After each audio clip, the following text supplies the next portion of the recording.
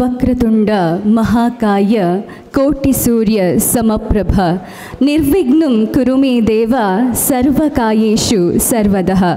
ಎಲ್ಲರಿಗೂ ಶುಭ ಮುಂಜಾನೆ. ಯಕ್ಷಗಾನ ಕರ್ನಾಟಕದ ಸಾಂಸ್ಕೃತಿಕ ಕಲಾ ಪ್ರಕಾರಗಳಲ್ಲಿ ಒಂದು. ಕರಾವಳಿಯ ಗಂಡು ಕಲೆ ಎಂದೇ ಚಿರಪರಿಚಿತವಾದ ಯಕ್ಷಗಾನ ಇಂದು ಗಡಿಗಳ ಎಲ್ಲೆಯನ್ನು ಮೀರಿ ವಿಶ್ವವ್ಯಾಪಿಯಾಗಿ ಪ್ರಸಿದ್ಧಿಯನ್ನು ಪಡೆದಿರುವಂತಹ ಶ್ರೇಷ್ಠ ಕಲೆ.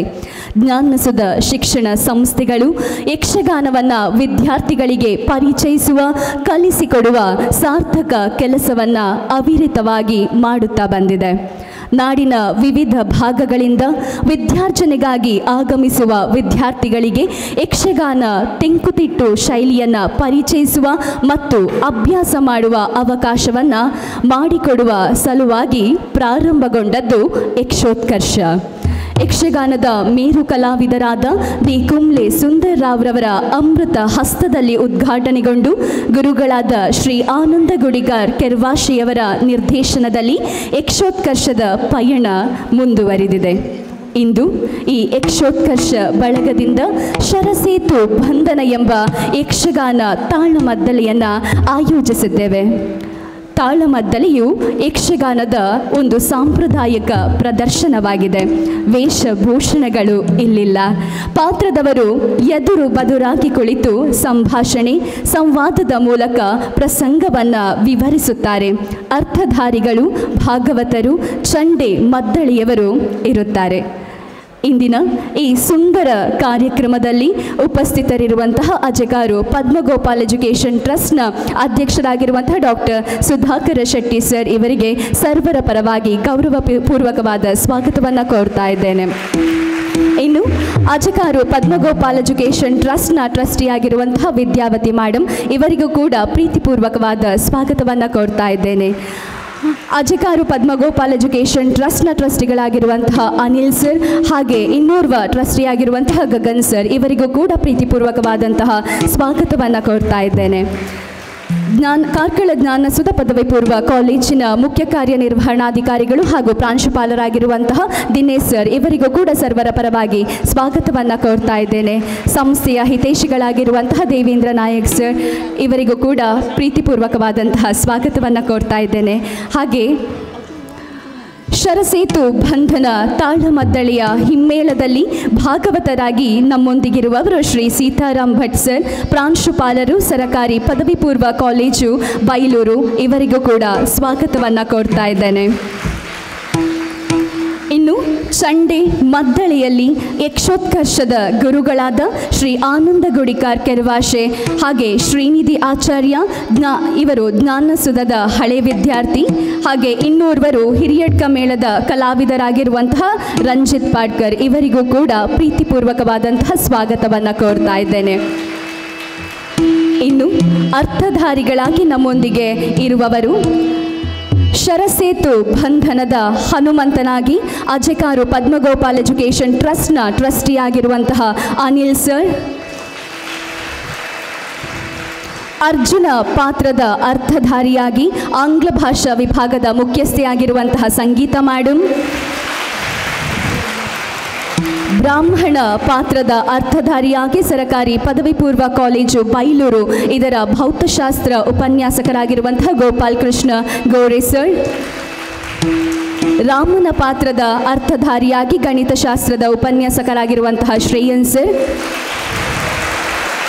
ಇವರೆಲ್ಲರನ್ನ ಗೌರವಪೂರ್ವಕವಾಗಿ ಸ್ವಾಗತಿಸುತ್ತಾ ಇವರಿಗೆ ಶಾಲನ್ನು ಹೊದಿಸಿ ಗೌರವಿಸಬೇಕಾಗಿ ಅಜೆಕಾರು ಪದ್ಮಗೋಪಾಲ್ ಎಜುಕೇಷನ್ ಟ್ರಸ್ಟ್ನ ಅಧ್ಯಕ್ಷರಾಗಿರುವಂತಹ ಡಾಕ್ಟರ್ ಸುಧಾಕರ್ ಶೆಟ್ಟಿ ಸರ್ ಇವರಲ್ಲಿ ಕೇಳಿಕೊಳ್ತಾ ಇದ್ದೇನೆ.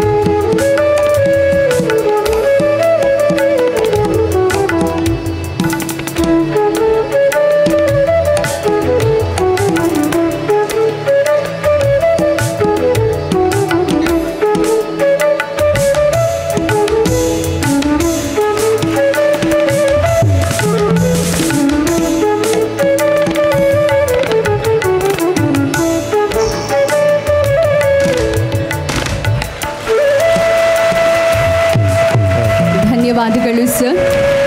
ಯಕ್ಷೋತ್ಕರ್ಷ ಯಕ್ಷಗಾನ ತರಬೇತಿ ಕೇಂದ್ರ ಜ್ಞಾನಸುಧದ ಕಲಾವಿದರಿಂದ ಶರಸೇತು ಬಂಧನ ಪ್ರಸಂಗ ತಾಳಮದ್ದಳೆಯಾಗಿ ತ್ರೇತಾಯುಗದ ರಾಮ ಹನುಮಂತನಿಗೆ ದ್ವಾಪರ ಯುಗದಲ್ಲಿ ದರ್ಶನವನ್ನು ನೀಡುವಂತಹ ಸನ್ನಿವೇಶ, ರಾಮ ಭಕ್ತ ಹನುಮಂತ, ಕೃಷ್ಣ ಭಕ್ತ ಅರ್ಜುನ ಭೇಟಿಯಾಗುವ ಪರಸ್ಪರ ಶಕ್ತಿ ಸಾಮರ್ಥ್ಯಗಳನ್ನು ಅರಿತುಕೊಳ್ಳುವ ಪ್ರಸಂಗ ಶರಸೇತು ಬಂಧನ ಇದೀಗ ನಿಮ್ಮ ಮುಂದೆ.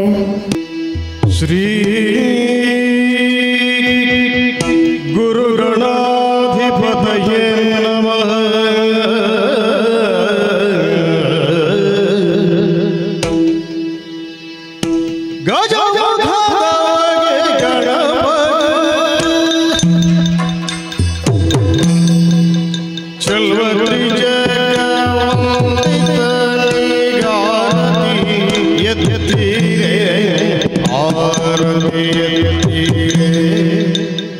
ಗಜಮುಖದವಗೆ ಗಣಪಗೆ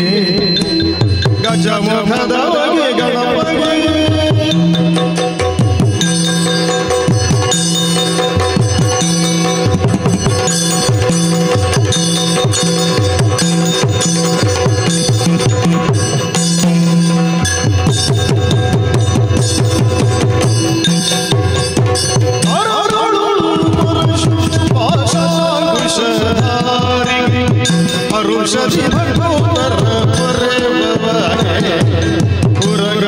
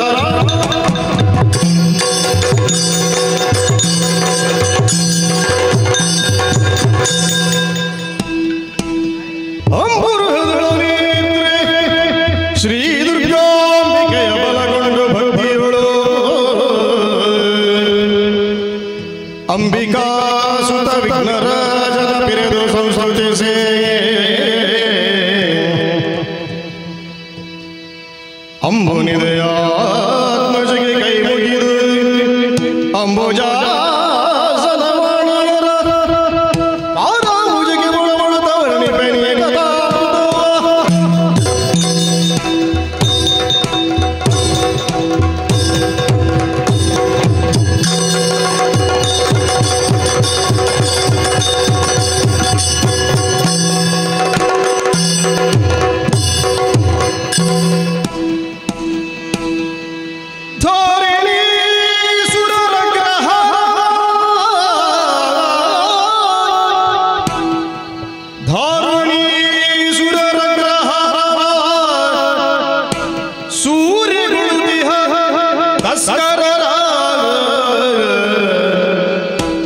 ಯಮನೂರ ಹೊಂದಿಸಿ ಬಳಿಕ ರವಿಯುದಯದಲ್ಲಿ ಫಲಗುಣನು ಸಾರಿ ಗಂಗೆಯ ಮೇಲೆ ಶೇಷ ಸುಮಾರಿ ಉಲೂಪಿಯನ್ನು ಒಲಿಸಿ ಅವಳಲ್ಲಿ ಚಾರು ಸುತನನ್ನು ಪಡೆದು ಮುಂದಕ್ಕೆ ತೆರಳಲು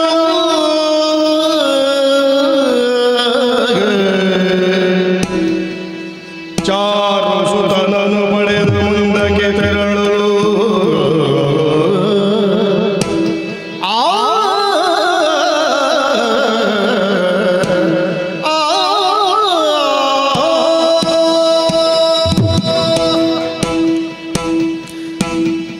ಮಾನವನ ಬದುಕು ಎನ್ನುವುದು ಅದೆಷ್ಟು ಅನಿರೀಕ್ಷಿತ ತಿರುವುಗಳಿಂದ ಕೂಡಿರುತ್ತದೆ ಎನ್ನುವುದಕ್ಕೆ ನಮ್ಮ ಬದುಕೇ ಸಾಕ್ಷಿ. ಕಾಡಿನಲ್ಲಿಯೇ ಹುಟ್ಟಿದಂತಹ ಪಾಂಡವರಾದ ನಾವು ಕಾಡಿನಲ್ಲಿಯೇ ಬಾಲ್ಯವನ್ನು ಕಳೆದೆವು. ಒಂದು ದಿನ ಬ್ರಾಹ್ಮಣರ ಜೊತೆಗೂಡಿಕೊಂಡು ಹಸ್ತಿನಾಪುರವನ್ನು ಬಂದು ಸೇರಿದಾಗ ಹಿರಿಯರಾದ ಭೀಷ್ಮಾಚಾರ್ಯರಿಂದ ಯೋಗ್ಯವಾದ ಸ್ವಾಗತವೇ ನಮಗೆ ಸಿಕ್ಕಿತು. ಹೀಗೆ ಅರಮನೆಯಲ್ಲಿಯೇ ಬೆಳೆಯುತ್ತಾ ನಾವು ಸಕಲ ಶಸ್ತ್ರಾಸ್ತ್ರ ವಿದ್ಯೆಗಳನ್ನೂ ಕಲಿತೆವು. ಗುರುಗಳಾದ ದ್ರೋಣಾಚಾರ್ಯರಿಂದ ಅನೇಕ ವಿಧದ ವಿದ್ಯೆಗಳನ್ನೂ ಕಲಿತೆವು. ಅರ್ಜುನನಾದ ನಾನು ಗುರು ದ್ರೋಣಾಚಾರ್ಯರ ಅಚ್ಚುಮೆಚ್ಚಿನ ಶಿಷ್ಯನೆಂದೇ ಗುರುತಿಸಲ್ಪಟ್ಟೆ. ಹೀಗೆಲ್ಲ ಇರಬೇಕಾದ್ರೆ ನಮ್ಮಲ್ಲಿ ಮತ್ತು ಕೌರವರಲ್ಲಿ ದಾಯಾದಿ ಮತ್ಸರವೂ ಬೆಳೆಯುತ್ತಾ ಹೋಯಿತು. ಹಿರಿಯರ ಅಭಿಪ್ರಾಯದಂತೆ ಖಾಂಡವ ಪ್ರಸ್ಥವನ್ನು ಇಂದ್ರಪ್ರಸ್ಥವನ್ನಾಗಿ ಪರಿವರ್ತಿಸಿ ಅಲ್ಲಿಯೇ ನಾವು ವಾಸವನ್ನು ಮಾಡಲಾರಂಭಿಸಿದೆವು. ನಮ್ಮ ಹಿರಿಯಣ್ಣನಾದಂತಹ ಧರ್ಮರಾಯ ಹೆಸರಿನ ಹಾಗೆಯೇ ಧರ್ಮದ ಸಾಕಾರ ಮೂರ್ತಿಯೇ ಆಗಿದ್ದಾನೆ. ಅವನ ಮಾರ್ಗದರ್ಶನದಂತೆ ತಮ್ಮಂದಿರಾದ ನಾವೆಲ್ಲ ಒಗ್ಗಟ್ಟಿನಿಂದ ಏಕತೆಯಿಂದ ಹೊಸ ಬದುಕನ್ನು ಕಟ್ಟಿ ಜೀವಿಸಲು ಆರಂಭಿಸಿದೆವು. ಇಷ್ಟೆಲ್ಲ ಆದರೂ ನಮಗೆ ನೆಮ್ಮದಿ ಸಿಕ್ಕೀತೆ?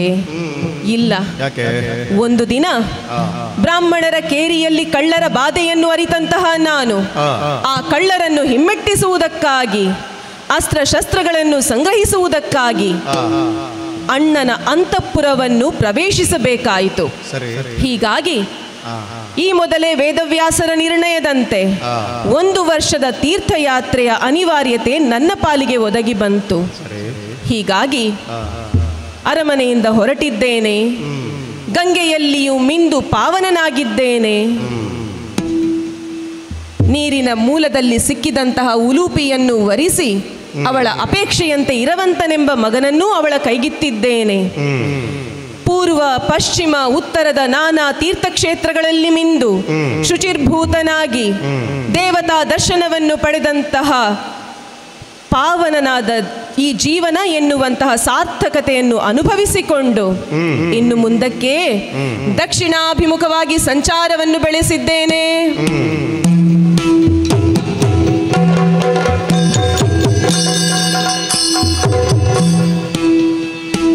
ಪಾರ್ಥಿವ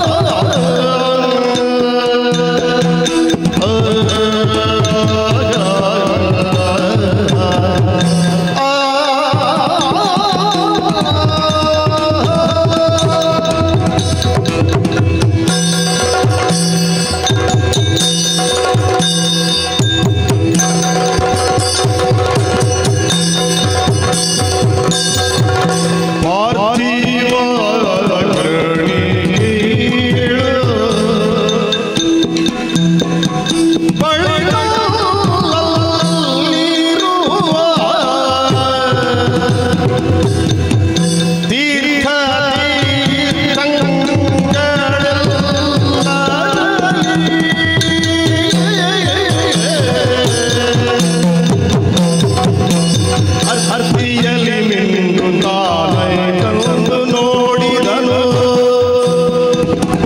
ಭರ್ತಿಯಲ್ಲಿ ಮಿಂದು ತಾನೈತನು ನೋಡಿದನು ಪಾದನು ರೆಸೆದು ಬೌದ್ಧವನು ಪಾರ್ಥಿವಾಗ್ರಣೀಳು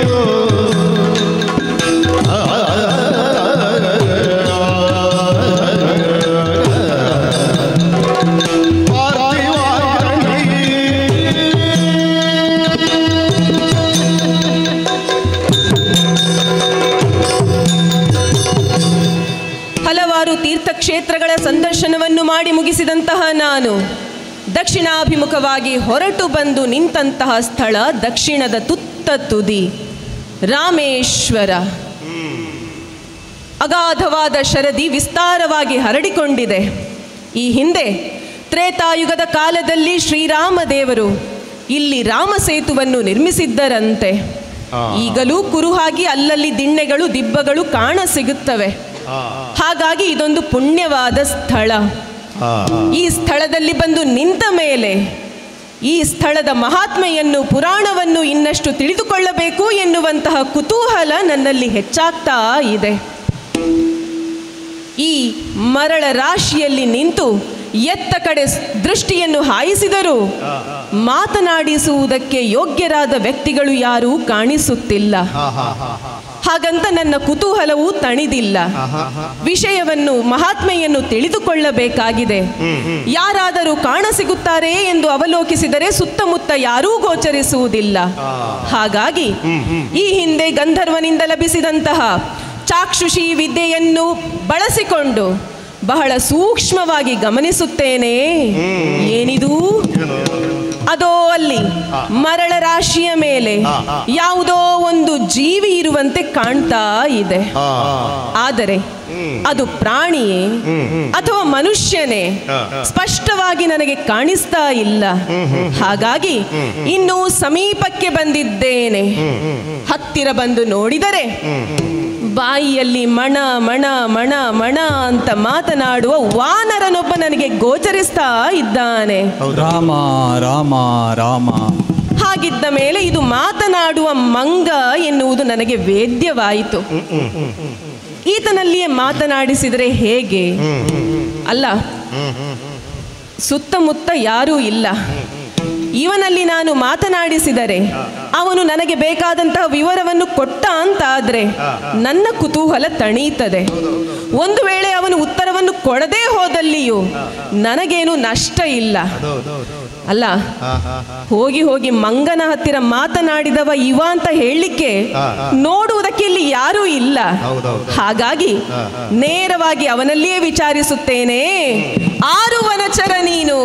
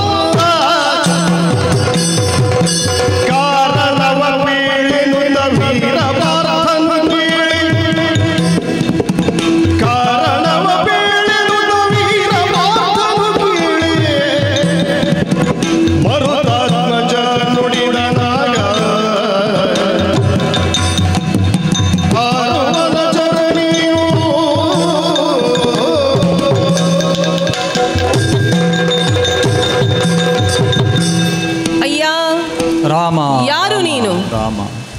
ಕಾಮ, ಕ್ರೋಧ, ಲೋಭ, ಮೋಹ, ಮದ, ಮತ್ಸರಗಳೆಂಬ ಅರಿಷಡ್ವರ್ಗಗಳು ಬಾಧಿಸದವನ ಹಾಗೆ ನಿರ್ಲಿಪ್ತನಾಗಿ ನಿರ್ವಿಕಾರನಾಗಿ ಕಾದ ಹೊಯ್ಗೆಯ ಮೇಲೆ ಕುಳಿತಿದ್ದರೂ ಕೂಡ ಸ್ಥಿಮಿತವನ್ನು ತಪ್ಪದೆ ಸಂಯಮಿಯಾಗಿ ನೀನು ಕುಳಿತಿರುವೆ. ನಿನ್ನನ್ನು ನೋಡುವಾಗ ಪಾಪ ನನಗೆ ಕನಿಕರ ಉಕ್ಕುತ್ತಾ ಉಂಟು. ಮೇಲೆ ಸುಡುವ ಸೂರ್ಯನ ಬಿಸಿಲು, ಕೆಳಗೆ ಕಾದಿರುವಂತಹ ಮರಳಿನ ತಾಪಮಾನ, ಇದರ ಮೇಲೆ ಮನುಷ್ಯರಾದವರಿಗೆ ನಡೆಯುವುದಕ್ಕೆ ಸಾಧ್ಯವಾಗ್ತಾ ಇಲ್ಲ. ಅಂಥದ್ದರಲ್ಲಿ ಯಾವುದೋ ಶಿಕ್ಷೆಗೆ ಒಳಗಾದ ವಿದ್ಯಾರ್ಥಿಯಂತೆ ನೀನಿಲ್ಲಿ ಕುಳಿತುಕೊಂಡಿದ್ದಿ. ಏನು ನಿನ್ನ ಅವಸ್ಥೆ? ಅಲ್ಲ, ನೀನಾಗಿ ಇಲ್ಲಿಗೆ ಬಂದದ್ದು ಅಥವಾ ಯಾರಾದರೂ ನಿನ್ನನ್ನು ಇಲ್ಲಿ ತಂದು ಬಿಟ್ಟದ್ದು? ಯಾಕೆಂದರೆ ಕೆಲವು ಊರುಗಳಲ್ಲಿ ಒಂದು ಕ್ರಮ ಉಂಟು. ತುಂಬ ಉಪದ್ರ ಮಾಡುವಂತಹ ಮಂಗಗಳನ್ನು ಒಂದು ಊರಿನಿಂದ ಇನ್ನೊಂದು ಊರಿಗೆ ಕೊಂಡು ಹೋಗಿ ಬಿಡುವ ಕ್ರಮ. ಬಹುಶಃ ನಿನ್ನ ಊರಿನಲ್ಲಿ ನೀನು ಸಿಕ್ಕಾಪಟ್ಟೆ ಉಪಟಳವನ್ನು ಕೊಟ್ಟ ಮಂಗನೇ ಇರಬೇಕು. ಹಾಗಾಗಿ ನಿನ್ನನ್ನು ಉಪದ್ರ ತಾಳಲಾರದೆ ಈ ರಾಮೇಶ್ವರದ ಮರಳ ತೀರದಲ್ಲಿ ಯಾರೋ ಬಿಟ್ಟು ಹೋಗಿರಬೇಕು. ಅಥವಾ ಯಾರಾದರೂ ಮಂಗ ಕುಣಿಸುವವನು ನಿನ್ನನ್ನು ಇಲ್ಲಿ ತಂದು ಬಿಟ್ಟಿದ್ದಾನೆಯೇ? ಏನೇ ಆಗಲಿ, ಹೇಗಿದ್ದರೂ ನಾನು ಯಾತ್ರಾರ್ಥಿ. ಈ ಕ್ಷೇತ್ರದ ಸಂದರ್ಶನವನ್ನು ಮಾಡಿ ಹಿಂದೆ ಹೋಗುವಾಗ ಬೇಕಿದ್ದಲ್ಲಿ ನಿನ್ನನ್ನು ಯಾವುದಾದರೂ ಕಾಡಿನ ಬದಿಯಲ್ಲಿ ಬಿಟ್ಟು ಹೋಗ್ತೇನೆ. ನನ್ನಲ್ಲಿ ಹೇಳಿಕೊಳ್ಳುವುದಕ್ಕೆ ನೀನು ಸಂಕೋಚ ಪಡಬೇಡ. ನಿನ್ನ ಈ ಅವಸ್ಥೆಯನ್ನು ನೋಡುವಾಗ ನನಗೆ ನಿಜವಾಗಿಯೂ ಮರುಕ ಉಂಟಾಗ್ತಾ ಇದೆ. ಸೂಕ್ಷ್ಮವಾಗಿ ನೋಡಿದ ಮೇಲಷ್ಟೇ ನೀನು ನನ್ನ ಕಣ್ಣಿಗೆ ಗೋಚರಿಸಿದವನು. ಅಷ್ಟು ಸಣ್ಣ ಗಾತ್ರದವ, ಕುಬ್ಜ ದೇಹಿಯಾಗಿ ಇದ್ದಿ ನೀನು. ಈ ಏಲಕ್ಕಿ ಗಣಪತಿ, ಕಡ್ಲೆಕಾಯಿ ಗಣಪತಿ ಇರುವ ಹಾಗೆ. ಅಯ್ಯ, ಯಾರು ನೀನು? ಏನು ನಿನ್ನ ಅವಸ್ಥೆ? ಏನು ನಿನ್ನ ವಿಷಯ? ಹೌದು, ಕಡಲೆಕಾಯಿ ನಮ್ಮವರಿಗೆ ಬಹಳ ಇಷ್ಟವಾದಂತಹ ತಿನಿಸು. ಹೌದೌದು, ಮಂಗಗಳಿಗೆ ಇಷ್ಟವೇ. ನಮ್ಮಲ್ಲಿ ಅನೇಕ ಗಣಗಳು ಇದ್ದಾರೆ. ಗಣ ಎಂದರೆ ಏನು? ಏನು? ಒಂದು ನಿರ್ದಿಷ್ಟ ವ್ಯಾಖ್ಯಾನಕ್ಕೆ ಒಳಪಡುವಂತಹ ವಸ್ತುಗಳು ಅಥವಾ ವ್ಯಕ್ತಿಗಳ ಸಮೂಹವನ್ನು ನಾವು ಗಣ ಎನ್ನುತ್ತೇವೆ. ಗುಂಪು ಎನ್ನುವ ಅರ್ಥವಾಗಿ ಅಕ್ಷೋಹಿಣಿಯಾಗಿಯೂ ಕೂಡ ನಮ್ಮಲ್ಲಿ ಮಂಗಗಳು, ಸಿಂಗಲೀಕರು, ಮುಸುಗಳು, ವಾನರರು, ಮರ್ಕಟರು, ಕೋಡಗರು, ಕೋಲಾಂಕುರರು, ಚಪಲುಶ್ಚುಕರು, ಹೀಗೆ ಅನೇಕ ಗಣಗಳಿವೆ. ಅವುಗಳಿಗೆ ಉಪಗಣಗಳೂ ಇವೆ. ಹೌದೇ? ಈ ಎಲ್ಲ ಗಣಗಳಿಗೆ ಗಣಪತಿಗಳು ಇದ್ದಾರೆ. ಆದ್ದರಿಂದ ನಮ್ಮಲ್ಲಿ ಅನೇಕ ಗಣಪತಿಗಳಿದ್ದಾರೆ. ಅಷ್ಟೆಲ್ಲ ಇದ್ದರೂ ಇಲ್ಲಿ ಏಕಾಂಗಿಯಾಗಿ ಕುಳಿತಿರುವೆ. ಈ ಸಂದರ್ಭದಲ್ಲಿ ಮಾತ್ರ ನಾನು ಏಕಾಂಗಿಯಾಗಿರುವೆ. ನೀನು ನಾನು ಯಾರೆಂದು ಪ್ರಶ್ನಿಸುತ್ತಿರುವೆ. ಹೌದು. ನನ್ನ ಜನಕ ಯಾರು ಬಲ್ಲೆಯಾ? ಯಾರು? ಪ್ರಾಣರೂಪನು ಎನಿಪ.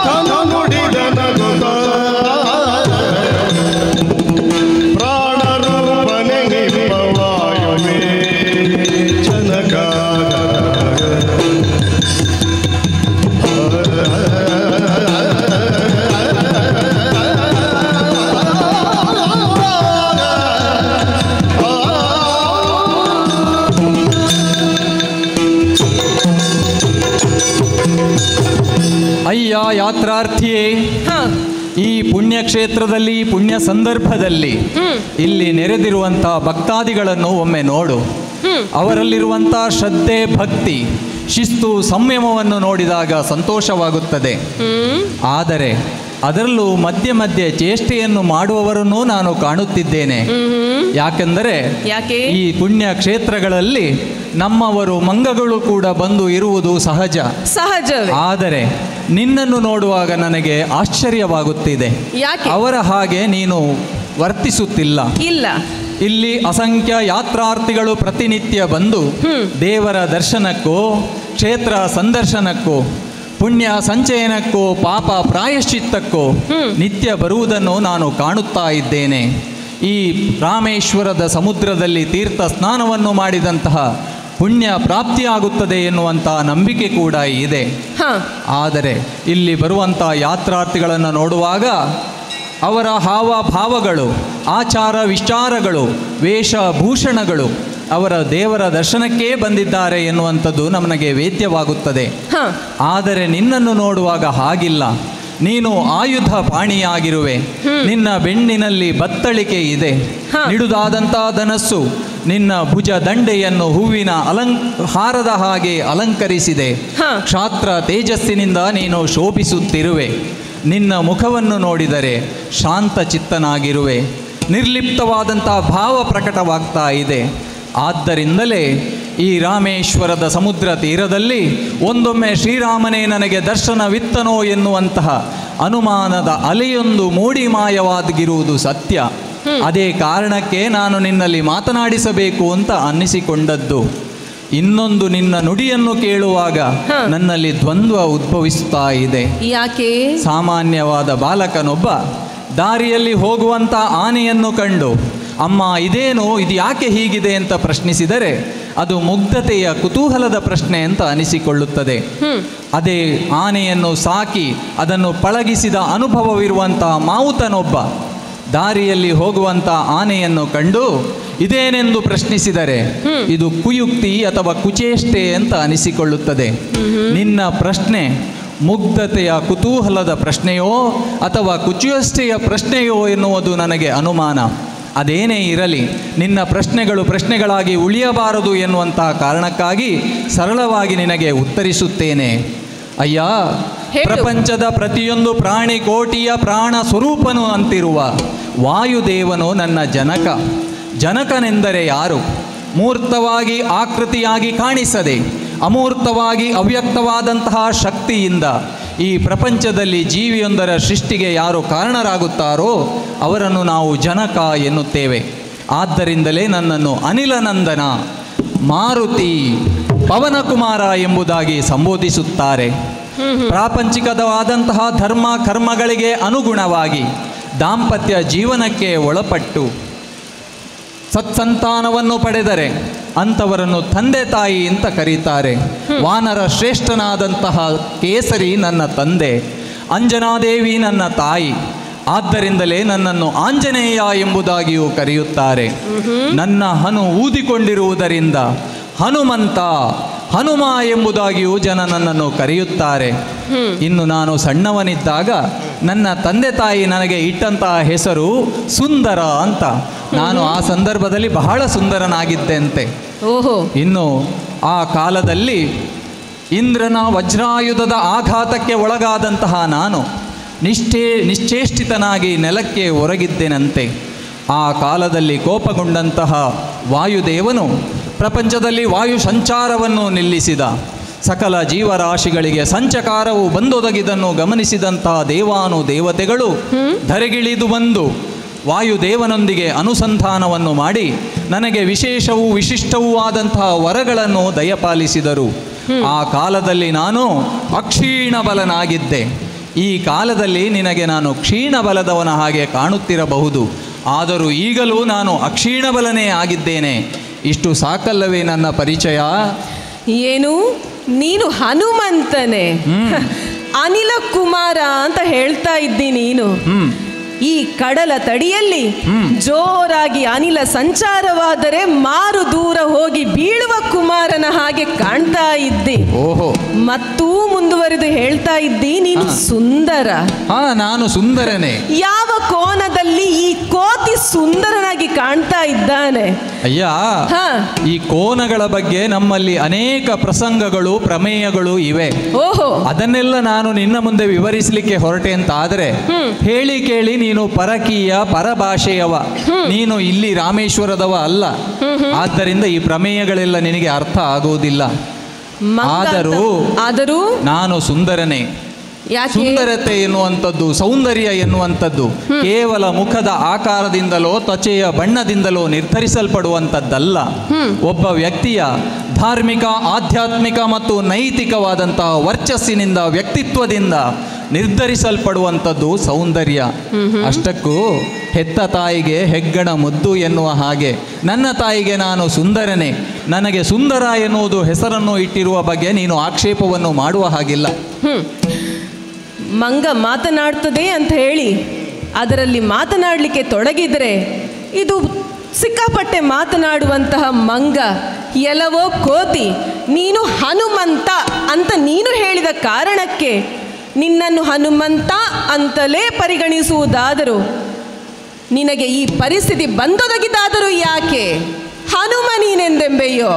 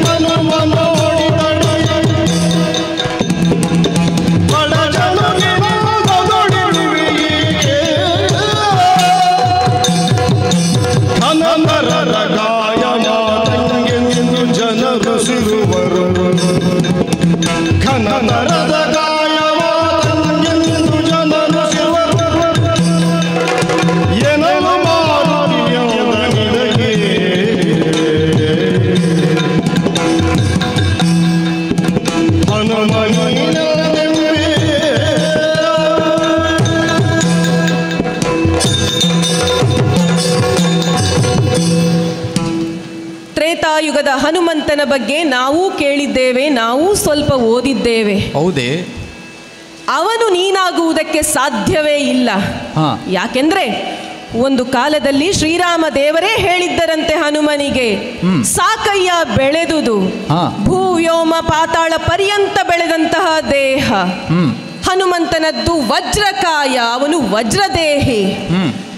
ಅಂತಹ ಹನುಮಂತ ಇಂತಹ ಸ್ಥಿತಿಯಲ್ಲಿ ಇದ್ದಾನೆ ಅಂತ ಹೇಳಿದ್ರೆ ಅದನ್ನು ಒಪ್ಪುವುದಕ್ಕೆ ಆದೀತೆ ಸಾಧ್ಯವಿಲ್ಲ. ಹನುಮಂತನ ದೇಹಕ್ಕೆ ತಾಗಿದ ದೇಹ ಉಂಟೇನೋ? ಹನುಮಂತನ ದೇಹಕ್ಕೆ ತುಕ್ಕು ಹಿಡಿಯುವ ಕ್ರಮ ಉಂಟೇನೋ? ಇಲ್ಲಿ ನಿನ್ನನ್ನು ಸರಿಯಾಗಿ ನೋಡಿದ್ರೆ ಒಣ ಶುಂಠಿಯ ಹಾಗೆ ಕಾಣ್ತಾ ಇದ್ದೆ ನೀನು ಹನುಮಂತ. ಒಣ ಶುಂಠಿ ಆದ್ರೂ ಅದಕ್ಕೆ ಖಾರ ಏನು ಕಡಿಮೆ ಆಗಿರುವುದಿಲ್ಲ ಅಂತ ನೆನಪಿಟ್ಟುಕೋ. ಮುರುಟಿ ಸುರುಟಿ ಹೋಗಿದ್ದರೂ ನಿನ್ನ ಮಾತಿನಲ್ಲಿ ಮಾತ್ರ ಖಾರವಿದೆ.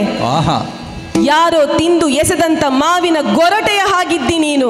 ಮಾವಿನ ಗೊರಟೆ ಕೂಡ ಸರಿಯಾದ ಸ್ಥಳದಲ್ಲಿ ಬಿತ್ತು ಅಂತ ಆದರೆ ಅದು ಚಿಗುರೊಡೆದು ಮಾಮರವಾಗಿ ಬೆಳೆದು ಅದೆಷ್ಟೋ ಪ್ರಾಣಿ ಪಕ್ಷಿಗಳಿಗೆ ನೆರಳನ್ನು ಹಣ್ಣನ್ನು ಕೊಡುವಂತಹ ಸಾಮರ್ಥ್ಯವನ್ನು ಹೊಂದಿದೆ ಎನ್ನುವುದನ್ನು ನೆನಪಿಟ್ಟುಕೋ. ಹೇಗಿದ್ದರೂ ಮರದಿಂದ ಮರಕ್ಕೆ ಹಾರುವ ಮಂಗ ನೀನು, ಹಾಗೆ ಮರದ ಬಗ್ಗೆ ಹೆಚ್ಚು ಚೆನ್ನಾಗಿ ತಿಳಿದುಕೊಂಡಿದ್ದಿ. ನಿಜ. ಆದೀತು, ನೀನು ಹನುಮನೇ ಹೌದಾದಲ್ಲಿ ನಿನ್ನ ದೇಹಕ್ಕೆ ಒದಗಿದಂತ ದೌರ್ಭಾಗ್ಯವಾದರೂ ಏನೋ ಇದು. ಅಯ್ಯ, ನೀನು ನನ್ನನ್ನು ಮಂಗ ಮಂಗ ಎಂದು ಸಂಬೋಧಿಸುತ್ತಿರುವುದನ್ನು ನಾನು ಗಮನಿಸುತ್ತಿದ್ದೇನೆ. ಮಂಗನನ್ನು ಮಂಗನೆಂದೇ ಸಂಬೋಧಿಸಬೇಕು. ಮನುಷ್ಯರಾದವರಿಗೆ ಮಂಗ ಅಂತ ಸಂಬೋಧಿಸಿದರೆ ಅದು ಅವನಿಗೆ ಅವಮಾನವೋ ಬೈಗುಳವೋ ಆದೀತು. ನೀನು ಮಂಗನನ್ನು ಮಂಗ ಅಂತ ಸಂಬೋಧಿಸಿದರೆ ಅವಮಾನ ಹೇಗಾದೀತು, ಬೈಗುಳ ಹೇಗಾದೀತಯ್ಯ? ಅಷ್ಟಕ್ಕೂ ಮಂಗ ಏನು ಸಾಮಾನ್ಯ ಪ್ರಾಣಿ ಅಂದುಕೊಂಡಿಯೋ? ಮತ್ತೆ ಮಂಗನಿಗಿಂತ ಮನುಷ್ಯ ಏನು ಶ್ರೇಷ್ಠನೆಂದುಕೊಂಡಿಯೋ? ಮಂಗನೊಬ್ಬ ತೆಂಗಿನ ಮರವನ್ನು ಕಂಡು ಮರವೇರಿದಾಗ ಒಂದೋ ಎರಡೋ ಎಳನೀರನ್ನು ಕುಡಿದು ತನ್ನ ಹೊಟ್ಟೆಯನ್ನು ಹಸಿವನ್ನು ನೀಗಿಸಿಕೊಂಡೀತು. ಅದು ಆ ಮಂಗನ ಧರ್ಮ. ಆದರೆ ಮನುಷ್ಯನಾದವ ತೆಂಗಿನ ಮರವನ್ನು ಏರಿದರೆ ಅಲ್ಲಿದ್ದಂಥ ಎಲ್ಲ ತೆಂಗಿನ ಕಾಯಿಗಳನ್ನು ಮಾತ್ರವಲ್ಲದೆ ಎಳನೀರನ್ನು ಕೂಡ ಇಳಿಸಿಕೊಂಡು ತಾನು ಕುಡಿಯುವುದಲ್ಲದೆ ತನ್ನ ಹೆಂಡತಿ ಮಕ್ಕಳಿಗೂ ಕೊಡುವುದಲ್ಲದೆ ನಾಳೆಗೂ ಇರಿಸುವುದಲ್ಲದೆ ಅದನ್ನು ವ್ಯಾಪಾರ ಮಾಡಿ ಸಂಪತ್ತನ್ನು ಸಂಗ್ರಹಿಸುವಂಥ ಲೋಭಿ ನೀವು ಮನುಷ್ಯರು.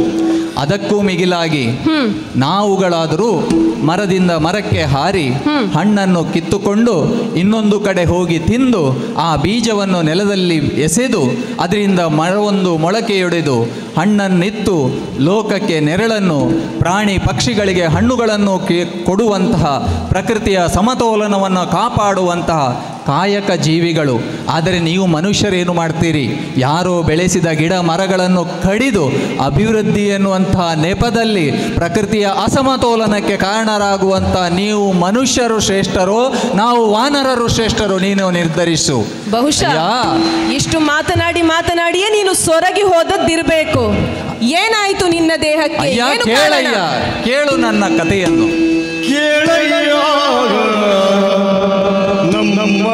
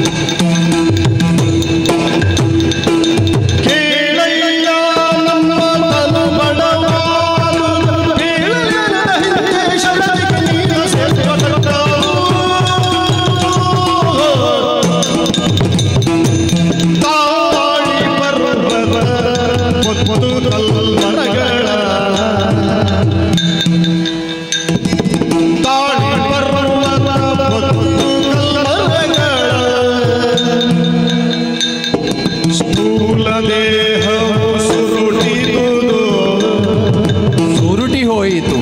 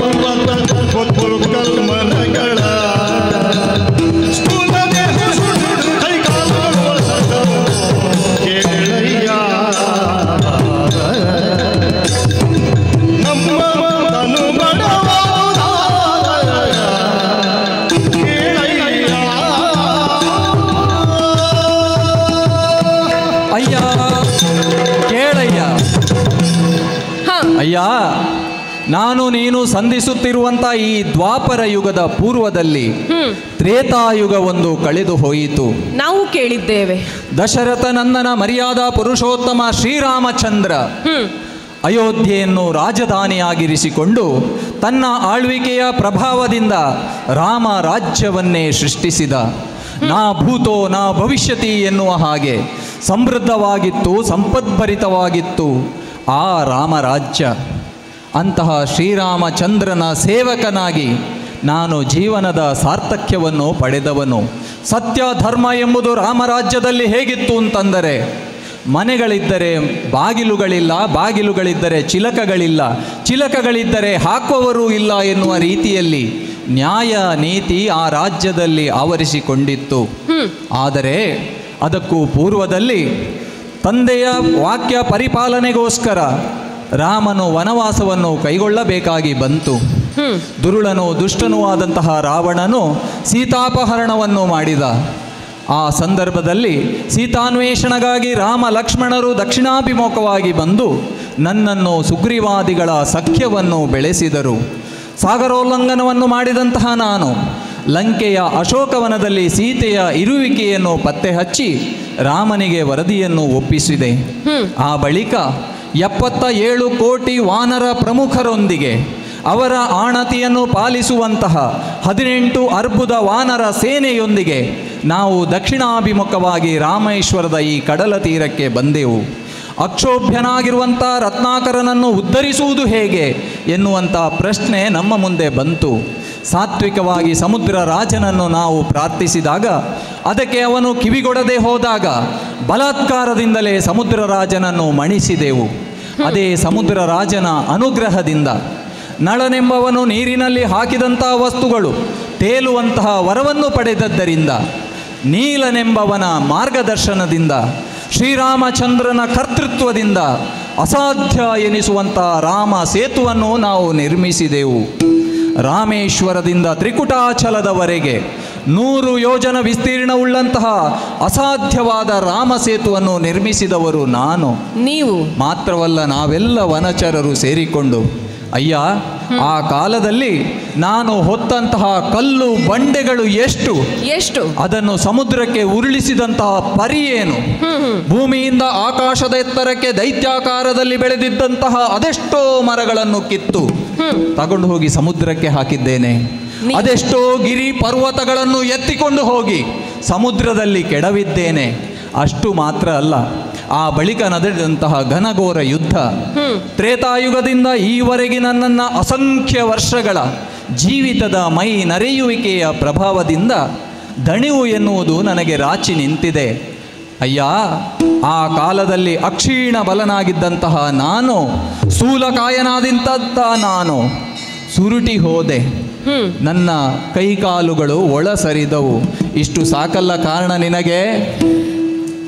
ಹನುಮಂತ ಅಂತ ನಿನ್ನನ್ನು ನೀನು ನನಗೆ ಪರಿಚಯಿಸಿಕೊಂಡೆ. ಅಂಜನಿ ಪುತ್ರ ಆಂಜನೇಯ ನಾನೇ. ವಜ್ರಕಾಯನಾದಂತಹ ಹನುಮಂತ ನೀನೇ ಹೌದಾದಲ್ಲಿ ಇದೀಗ ಇಲ್ಲಿ ಹೀಗೆ ಸುರುಟಿಕೊಂಡು ಯಾಕೆ ಇದ್ದಿ ಅಂತ ಪ್ರಶ್ನೆಯನ್ನು ಮಾಡಿದ್ರೆ, ಶ್ರೀರಾಮ ರಾಮ ಸೇತುವಿನ ಬಗ್ಗೆ ನನಗೆ ಹೇಳ್ತಾ ಇದ್ದೀನಿ. ನಾವೇ ಕಟ್ಟಿರುವುದು ಶ್ರೀರಾಮ ಸೇತುವನ್ನು. ಧನುರ್ಧಾರಿಯಾದಂತಹ ಶ್ರೀರಾಮ, ಆ ಶ್ರೀರಾಮನ ಬಿಲ್ವಿದ್ಯೆಯ ಬಗ್ಗೆ ನನಗೆ ವಿಶ್ವಾಸವಿದೆ. ಆದ್ರೆ ಒಂದು ಸೇತುವೆಯನ್ನು ಕಟ್ಟುವುದಕ್ಕೆ ನೀವು ಮಂಗಗಳನ್ನು ಅವನು ಬಳಸಬೇಕಿತ್ತೆ. ಬಹುಶಃ ಕೆಲಸ ಮಾಡದೆ ಜಡ ಹಿಡಿದಂತಹ ಈ ಮಂಗಗಳಿಂದ ಸ್ವಲ್ಪ ಕೆಲಸ ಮಾಡಿಸುವ ಅಂತ ಇರಬಹುದು. ಏನು, ಗಿರಿ ಶಿಖರಗಳನ್ನು ಕಲ್ಲು ಮಣ್ಣುಗಳನ್ನು ನೀವು ಹೊತ್ತಿದ್ದೀರಾ, ದಣಿದಿದ್ದೀರಾ. ಹೊತ್ತು ದಣಿಯುವುದೇಕೋ?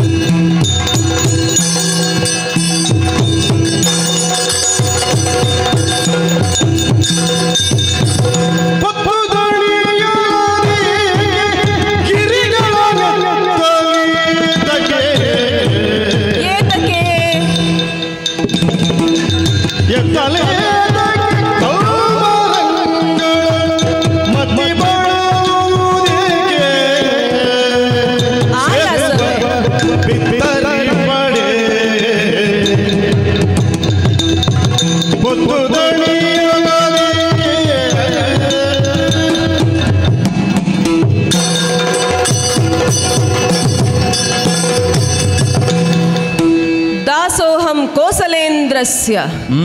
ಬದುಕಿನ ಉದ್ದಕ್ಕೂ ಹನುಮಂತನು ಮಾಡಿದಂತಹ ಪ್ರಮಾಣ ವಾಕ್ಯಗಳು. ರಾಮ ಸೇತುವನ್ನು ಕಟ್ಟಿದ್ದೇವೆ, ಆಯಾಸ ಆಯಿತು, ಸುಸ್ತಾಯಿತು, ಬಳಲಿದ್ದೇವೆ. ರಾಮ ಸೇವೆಯನ್ನು ಮಾಡಿದವನು ಬಳಲಿದ್ದೇನೆ ಅಂತ ನೀನು ಹೇಳ್ತಾ ಇದ್ದೆ. ಆ ರಾಮನೇನೋ ಮಂಗಗಳಾದ ನಿಮಗೆ ಅಪ್ಪಣೆಯನ್ನು ಕೊಟ್ಟ,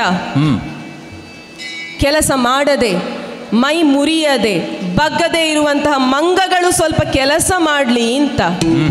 ರಾಮನಿಗೆ ಕಷ್ಟವಾಗಿ ಏನೂ ಅಲ್ಲ. ಶ್ರೀರಾಮನ ಪರಾಕ್ರಮದ ಬಗ್ಗೆ ನಾವು ಕೇಳಿದ್ದೇವೆ. ಅವನು ಯಾರು? ಬಲಾತಿ ಬಲಗಳು, ಪ್ರಶಾಶ್ವದತ್ತವಾದಂತಹ ಬಾಣಗಳು ಅವನಲ್ಲಿ ವಿಪುಲವಾಗಿದ್ದರೂ ಕೂಡ ಅವನಲ್ಲಿ ಸಾಮರ್ಥ್ಯವಿಲ್ಲದೆ ನಿಮ್ಮನ್ನು ಬಳಸಿಕೊಂಡದ್ದು ಇರಲಿಕ್ಕಿಲ್ಲ.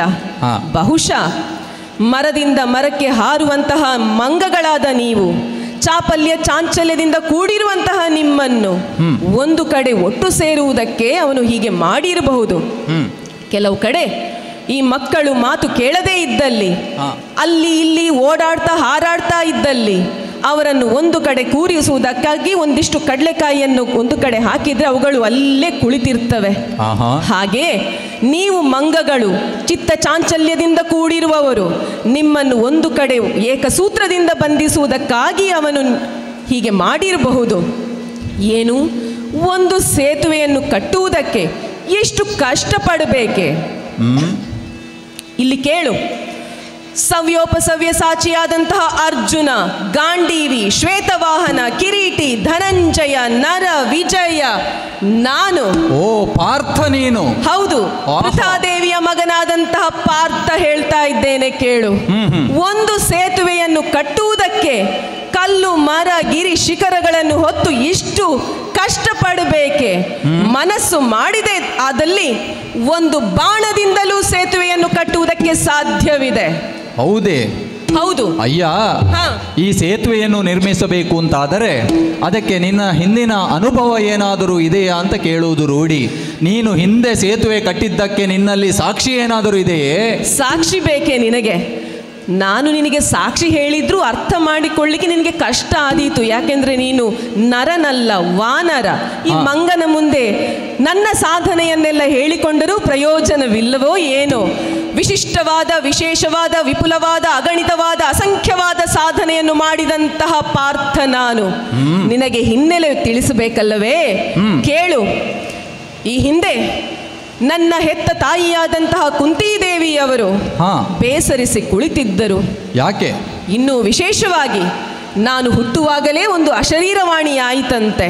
ಏನದು? ಅಮ್ಮನ ಮಾತನ್ನು ನಡೆಸುವಂತಹ ಮಗ ಹುಟ್ಟಿದ್ದಾನೆ ಅಂತ.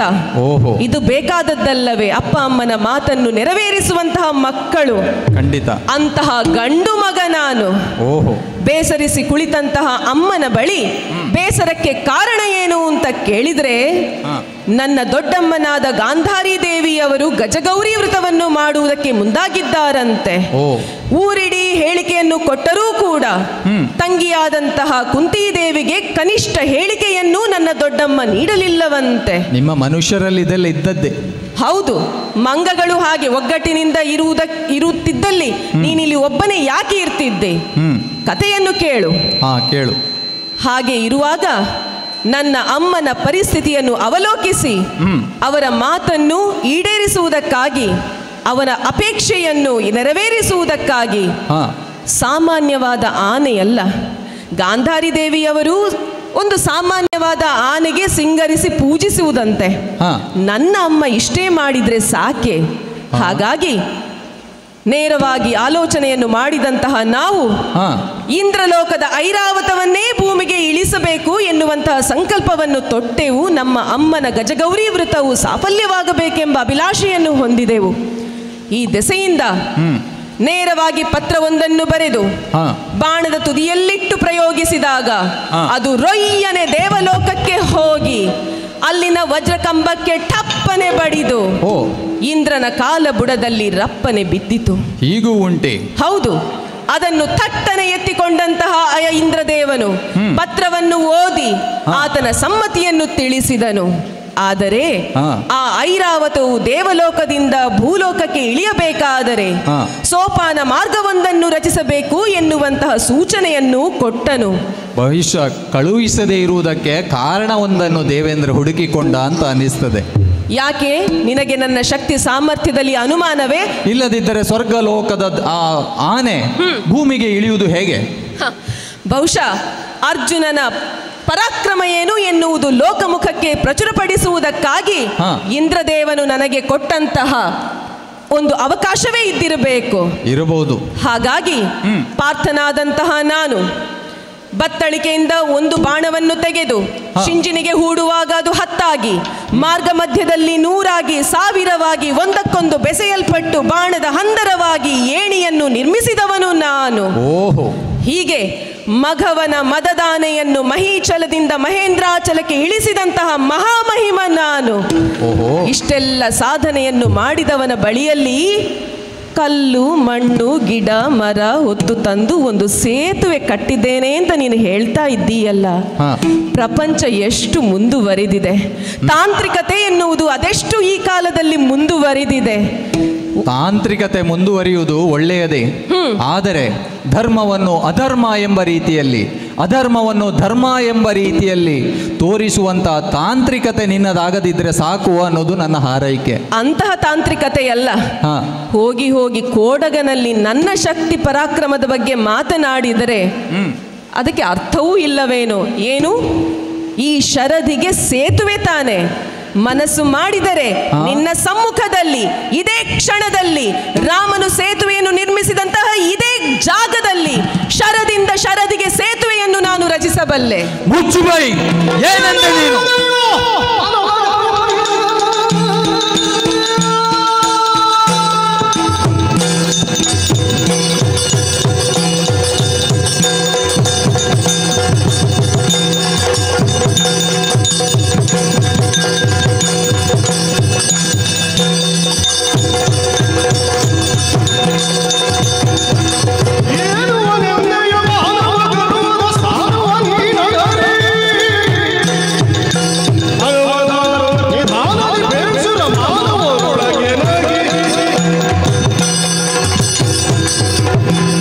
ಪಾರ್ಥ, ಸಾಕು ಮಾಡು ನಿನ್ನ ಅಹಂಕಾರದ ಮಾತುಗಳನ್ನು. ಏನು ಪೂರ್ವದಲ್ಲಿ ಜಂಬೂದ್ವೀಪ ಎನಿಸಿಕೊಂಡಂತಹ ಈ ಭರತ ವರ್ಷದ ಪರಂಪರೆಯಲ್ಲಿ ವರ್ಚಸ್ಸಿನಿಂದ ವ್ಯಕ್ತಿತ್ವದಿಂದ ಬೆಳಗಬೇಕಾದಂತಹ ನೀನು, ನಿನ್ನ ಬಾಯಿಯಲ್ಲಿ ಇಂತಹ ಮಾತುಗಳೇ? ಪಾಂಡು ಚಕ್ರವರ್ತಿಯ ಮಗನಾದಂತಹ ನೀನು ಅತ್ರಿ ಕುಲೋತ್ಪನ್ನ ಅಂಥವನ ಬಾಯಿಯಲ್ಲಿ ಸಾಧಾರಣವಾದ ಲಘುದಾಟಿಯ ಸರಳವರಸೆಯ ಮಾತುಗಳು ಕೇಳುಗರಿಗೆ ಇದು ಸಂಗೀತದಂತೆ ಸುಶ್ರಾವ್ಯವಾಗಿ ಕೇಳಬಹುದು. ಆದರೆ ನನಗೆ ಈ ಮಾತುಗಳು ಅಹಂಕಾರದ ಮಾತುಗಳೆಂದು ಭಾವನೆಗೆ ಬರ್ತಾ ಇದೆ. ನನ್ನ ಎದೆಗೆ 1000 ಪಾಷಾಣದ ತ್ರಿಶೂಲದಿಂದ ಇರಿದಂತಹ ನೋವಿನ ಅನುಭವವಾಗ್ತಾ ಇದ್ದೆ. ಅಯ್ಯ, ನೀನು ರಾಜಸಭೆಯಲ್ಲಿ ನಿನ್ನ ಹೊಗಳು ಭಟ್ಟರ ಮುಂದೆ ಆಡಂಬರದ ಮಾತುಗಳನ್ನು ಆಡಿ ಉಘೆ ಉಘೆ ಅನಿಸಿಕೊಂಡು ನಿನಗೆ ಅಭ್ಯಾಸವಿರಬಹುದು. ಆದರೆ ನೀನು ಮಾತನಾಡುತ್ತಿರುವುದು ಆಂಜನೇಯನ ಮುಂದೆ ಎನ್ನುವುದನ್ನು ನೆನಪಿಟ್ಟುಕೋ. ಅಂದಿನಿಂದ ಇಂದಿನವರೆಗೂ ಕೂಡ ರಾಮ ಸೇವೆಯನ್ನು ಮಾಡಿ ಮಾಡಿ ಗಂಧದ ಕೊರಡಿನಂತೆ ನನ್ನ ದೇಹವನ್ನು ರಾಮನಿಗಾಗಿ ತೇದಿದ್ದೇನೆ. ಅಂತಹ ಸುಕೃತಿಯಿಂದಲೇ ವಿಕೃತಿ ಇಲ್ಲದೆ ಇಲ್ಲಿಯವರೆಗೆ ಬದುಕಿದ್ದೇನೆ. ಅಂತಹ ಹನುಮಂತನ ಮುಂದೆ ಅಹಂಕಾರದ ಪರ್ವತವನ್ನು ಏರಿ ದುಷ್ಟ ಶಿಕ್ಷೆಗೆ ಶಿಷ್ಟ ರಕ್ಷೆಗೆ ನಿರ್ಮಿಸಿದಂತಹ ರಾಮಸೇತುವನ್ನು ನೀನು ಅವಮಾನಿಸುತ್ತಿರುವೆಯ. ಶ್ರೀರಾಮಚಂದ್ರನು ಮನಸ್ಸು ಮಾಡಿದ್ದರೆ ಬಾಣಮುಖದಲ್ಲೇ ಈ ಸೇತುವೆಯನ್ನು ಇಲ್ಲಿ ನಿರ್ಮಿಸಬಹುದಿತ್ತು. ಆದರೆ ಸಂಕಲ್ಪ ಬೇರೆಯೇ ಇತ್ತು. ಸಕಲ ಚರಾಚರಗಳನ್ನು ಒಂದು ಒಳ್ಳೆಯ ಧರ್ಮ ಕಾರ್ಯದಲ್ಲಿ, ಲೋಕ ಕಲ್ಯಾಣವಾದಂತಹ ಕಾರ್ಯದಲ್ಲಿ ಒಂದುಗೂಡಿಸಬೇಕು. ತನ್ಮೂಲಕ ಅವರೆಲ್ಲರಿಗೂ ಈ ಪುಣ್ಯದ ಫಲವನ್ನು ಹಂಚಬೇಕು ಎನ್ನುವಂಥ ಕಾರಣಕ್ಕೆ ನಿಕೃಷ್ಟವಾದಂಥ ಒಂದು ಅಳಿಲಿನಿಂದ ಹಿಡಿದು ಭೂಮಿಯಿಂದ ಆಕಾಶದ ಎಡೆಗೆ ಬೆಳೆಯಬಲ್ಲಂತಹ ಅನಿಲನಂದನನಾದಂಥ ನನ್ನನ್ನು ಒಳಗೊಂಡು ದೇವಾದಿ ದೇವತೆಗಳ ಅನುಗ್ರಹದೊಂದಿಗೆ ಸಕಲ ಚರಾಚರರನ್ನು ಒಳಗೊಂಡು ನಿರ್ಮಿಸಿದಂತಹ ಅದ್ಭುತವಾದ ರಾಮಸೇತು ಇದು. ಅಯ್ಯ, ತಕ್ಕು ಮಾತುಗಳನ್ನು ಆಡಿ ನನ್ನ ತಾಳ್ಮೆಯ ಪರೀಕ್ಷೆಯನ್ನು ನೀನು ಮಾಡಬೇಡ. ಕ್ಷತ್ರಿಯನಾದವನು ಕ್ಷಾತ್ರ ಧರ್ಮದಂತೆ ಶಸ್ತ್ರ ಶಾಸ್ತ್ರ ಪಾರಂಗತನಾಗಿ ಗುರುಮುಖೇನ ನೇಮ ನಿಷ್ಠೆಯಿಂದ ಪಡೆದಂತಹ ವಿದ್ಯೆಯನ್ನು ಧರ್ಮ ರಕ್ಷಣೆಗೆ ಲೋಕ ಕಲ್ಯಾಣಕ್ಕೆ ಬಳಸಬೇಕಾದುದು ಕ್ಷತ್ರಿಯರಾದವರ ಧರ್ಮ. ಅದನ್ನು ಬಿಟ್ಟು ರಾಮ ಸೇತುವನ್ನು ಅನುಮಾನಿಸುವ, ರಾಮ ಸೇತುವನ್ನು ಅವಮಾನಿಸುವ, ರಾಮನ ಇತಿಹಾಸವನ್ನು ತಿರುಚುವ, ರಾಮನಿಗೆ ಅವಮಾನವನ್ನುಂಟು ಮಾಡುವ, ರಾಮನ ಹೆಸರಿಗೆ ಕುಂದನ್ನುಂಟು ಮಾಡುವ ಎಂಥ ಜಗತ್ತೇ ನನ್ನ ಮುಂದೆ ಬಂದರೂ ಕೂಡ ಮುಕ್ಕುವೆ ಜಗವನ್ನು. ಮಾತ್ರವಲ್ಲ, ಆ ಜಗತ್ತನ್ನು ರಕ್ಷಿಸುವುದಕ್ಕೋಸ್ಕರ ಬ್ರಹ್ಮನು ಒಂದೊಮ್ಮೆ ಯಮನನ್ನೇ ಕಳುಹಿಸಿದರೂ ಕೂಡ ತಿಕ್ಕುವೆ ಯಮನನು. ಆ ಸಂದರ್ಭದಲ್ಲಿ ಬರಬಹುದಾದಂತಹ ದಾಡೆಯಿಂದಲೇ ವಿಜೃಂಭಿಸುವ, ಅಸಾಧ್ಯ ಎನಿಸುವಷ್ಟು ರಕ್ತವನ್ನು ಘಟಘಟನೆ ಕುಡಿಯಬಲ್ಲ ಭೈರವನೇ ನನ್ನ ಮುಂದೆ ಬಂದರೂ ಕೂಡ ಅವನ ದಾಡೆಯನ್ನು ಮುರಿಯುವೆ, ನನ್ನ ಕಂಕುಳಲ್ಲಿ ಅವನನ್ನು ಇರಿಸಿ ಅವನ ಪ್ರಾಣವನ್ನೇ ತೆಗೆಯುವೆ. ಅಂತಹ ಸ್ಥಿತಿ ನಿನಗೆ ಬರಬಾರದು ಅಂತಾದರೆ ಹೋಗು, ರಾಮೇಶ್ವರನಲ್ಲಿ ಪೂಜೆಯನ್ನು ಮಾಡಿ ಪಾಪ ಪ್ರಾಯಶ್ಚಿತ್ತವನ್ನು ಮಾಡಿ ಇಲ್ಲಿಂದ ನಡೆದು ಮುಂದೆ ಹೋಗು. ಹೋಗಿ ಇಲ್ಲಿಂದ. ಎಲ್ಲವ ಕೊಡಗನೆ, ಏನು? ಒಂದು ವೇಳೆ ಈ ಸ್ಥಳದಲ್ಲಿ ನಾನು ಶರದಿಗೆ ಶರದ ಸೇತುವೆಯನ್ನು ಕಟ್ಟಿದ್ದೇ ಆದರೆ ಏನು ಮಾಡುವೆ ನೀನು? ಅಯ್ಯ,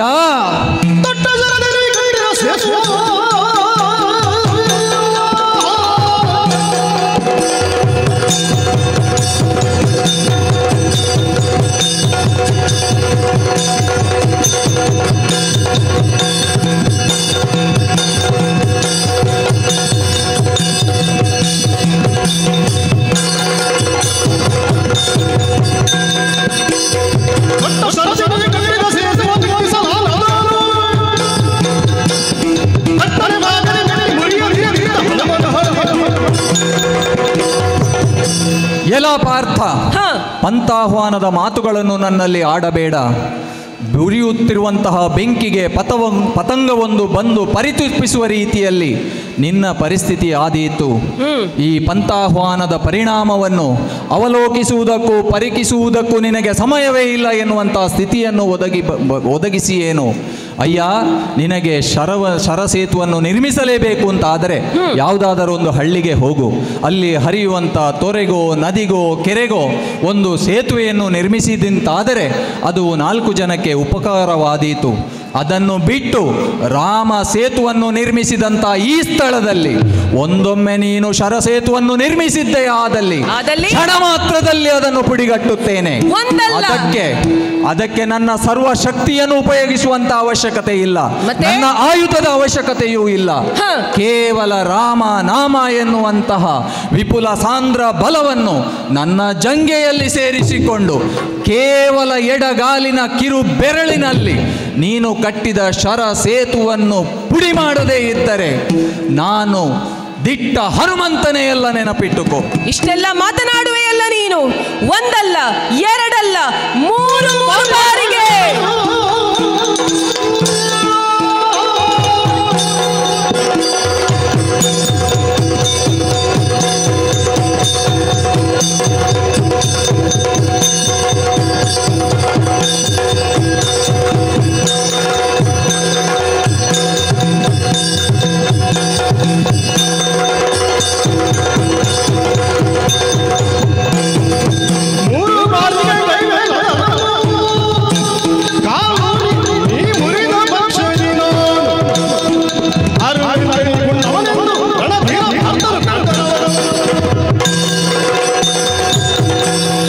ಒಬ್ಬ ಮಂಗನಲ್ಲಿ ಇಷ್ಟು ಪಂಥ ಉಂಟು ಅಂತಾದ್ರೆ ಅಮೃತಾಂಶ ವಂಶ ವ್ಯೋಮೋಮೃತ ಕಿರಣರಾದಂತಹ ಕ್ಷಾತ್ರ ಕಿರಣನು ಬಿಡ್ತಾನೇನು?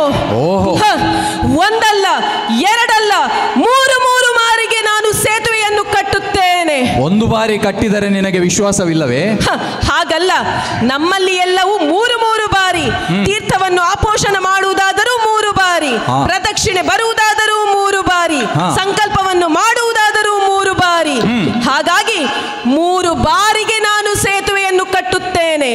ಒಂದು ವೇಳೆ ಆ ಸೇತುವೆಯನ್ನು ನೀನು ಮುರಿದದ್ದೇ ಆದಲ್ಲಿ ಏನು ಮಾಡುವೆ?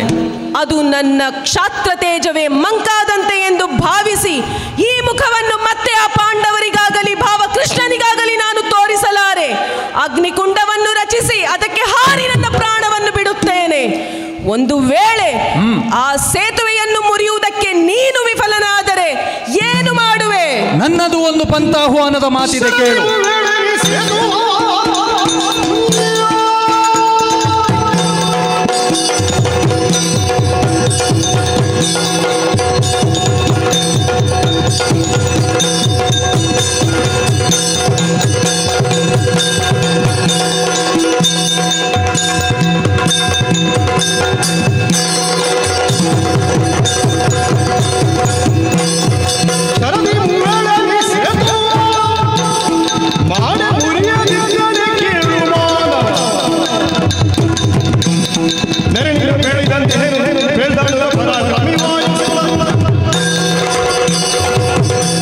ಅಯ್ಯ ಪಾರ್ಥ, ಬೆಂಕಿಗೆ ಹಾರಿ ಆತ್ಮಹತ್ಯೆಯನ್ನು ಮಾಡಿಕೊಳ್ಳುತ್ತೇನೆ ಅಂತ ನೀನು ಹೇಳ್ತಾ ಇದ್ದಿ. ಆದರೆ ನನಗಿದು ಸಾಧ್ಯವಿಲ್ಲ. ಯಾಕೆಂದರೆ ನಾನು ಚಿರಂಜೀವಿ. ಬೆಂಕಿಗೆ ಹಾರಿದರೆ ಬೆಂಕಿ ನನ್ನನ್ನು ಸುಡುವುದಿಲ್ಲ, ನೀರಿಗೆ ಹಾರಿದರೆ ನೀರು ನನ್ನನ್ನು ಕೊಲ್ಲುವುದಿಲ್ಲ, ವಜ್ರವು ನನ್ನನ್ನು ಘಾತಿಸುವುದಿಲ್ಲ, ಯಮದಂಡವೇ ನನ್ನನ್ನು ಕೊಲ್ಲುವುದಿಲ್ಲ. ಹಾಗಾಗಿ ಸಾವು ಎನ್ನುವುದು ನನ್ನಿಂದ ಸಾಧ್ಯವಿಲ್ಲ. ಆದರೂ ಜೀವವಿದ್ದೂ ಕೂಡ ಸತ್ತಂತೆ ಇರುವಂತಹ ಸ್ಥಿತಿಯೊಂದು ನನ್ನ ಜೀವನದಲ್ಲಿ ಇದೆ. ತ್ರೇತಾಯುಗದಿಂದ ದ್ವಾಪರದ ಯುಗದವರೆಗೂ ಕೂಡ ರಾಮನಾಮವನ್ನೇ ಜಪಿಸಿಕೊಂಡು ಅದನ್ನೇ ಆಹಾರವೆಂದು ಸ್ವೀಕರಿಸುತ್ತಾ ಅದನ್ನೇ ಗಾಳಿಯೆಂದು ಉಸಿರಾಡುತ್ತಾ ಬದುಕಿದವನು ನಾನು. ಒಂದು ವೇಳೆ ನೀನು ನಿರ್ಮಿಸಿದಂತಹ ಶರಸೇತುವನ್ನು ತುಂಡರಿಸುವುದಕ್ಕೆ ನನ್ನಿಂದ ಸಾಧ್ಯವಾಗದೇ ಹೋದರೆ ಅಂತಹ ಶ್ರೀರಾಮನ ದಾಸ್ಯವನ್ನು ಬಿಟ್ಟು ನಿನ್ನ ಹಿಂದೆ ಬರ್ತೇನೆ ನಾನು. ಎಲ್ಲಿ ಹೋದ್ರು ನನಗೆ ನಷ್ಟವೇ ಆಗುವುದು. ಯಾಕಪ್ಪ? ಈ ಪಂಥದಲ್ಲಿ ಗೆದ್ದರೂ ನನಗೆ ಲಾಭ ಇಲ್ಲ. ಯಾಕೆ? ಬಹುಮಾನವಾಗಿ ಸಿಗುವುದು ಒಂದು ಮಂಗ. ಈ ಮಂಗ ಯಾತ್ರಾರ್ಥಿಯಾದ ನನ್ನ ಮುಂದೆ ಮುಂದೆ ಹೋಗ್ತಾ ಇದ್ರೆ ನೋಡಿದವರು ಅಂದುಕೊಂಡಾರು, ಬಹುಶಃ ಹೊಟ್ಟೆಪಾಡಿಗಾಗಿ ಇವ ಮಂಗ ಕುಣಿಸ್ತಾ ಇದ್ದಾನೆ ಅಂತ. ಅಲ್ಲ, ಕಷ್ಟ ಬಂದರೆ ನೀನು ಮಂಗ ಕುಣಿಸಿ ಸಂಪಾದನೆ ಮಾಡಬಹುದು. ಈ ಮಂಗ ನನ್ನ ಬೆನ್ನ ಹಿಂದಿನಿಂದ ಬಂದ್ರೆ ನೋಡಿದವರು ಅಂದುಕೊಂಡಾರು, ಬಹುಶಃ ಇವ ಮಂಗನಲ್ಲಿ ಸಾಲ ತೆಗೆದುಕೊಂಡಿರ್ಬೇಕು, ವಸೂಲಿ ಮಾಡುವುದಕ್ಕಾಗಿ ಅದು ಹಿಂದೆ ಹಿಂದೆ ಹಿಂದೆ ಹಿಂದೆ ಬರ್ತಾ ಉಂಟು. ಒಂದು ಕೆಲಸ ಮಾಡು ನೀನು, ಆ ಮಂಗನಿಗೆ ಇದು ರಾಮನ ಬಂಟ ಹನುಮಂತ ಎನ್ನುವಂತಹ ನಾಮಫಲಕವನ್ನು ಅಳವಡಿಸು. ನಿನಗೂ ಕೂಡ ಸಮಾಜದಲ್ಲಿ ಗೌರವ ಬಂದೀತು. ನಿನ್ನ ಮಾತು ಬೇಡ, ನಿನ್ನ ಫಲಕವೂ ಬೇಡ. ಇದೋ ನೋಡು, ಈ ಶಿಂಜಿನಿಗೆ ನನ್ನ ಬಾಣವನ್ನು ಹೂಡಿದ್ದೇನೆ, ಕಟ್ಟಿದ್ದೇನೆ ಸೇತುವೆಯ.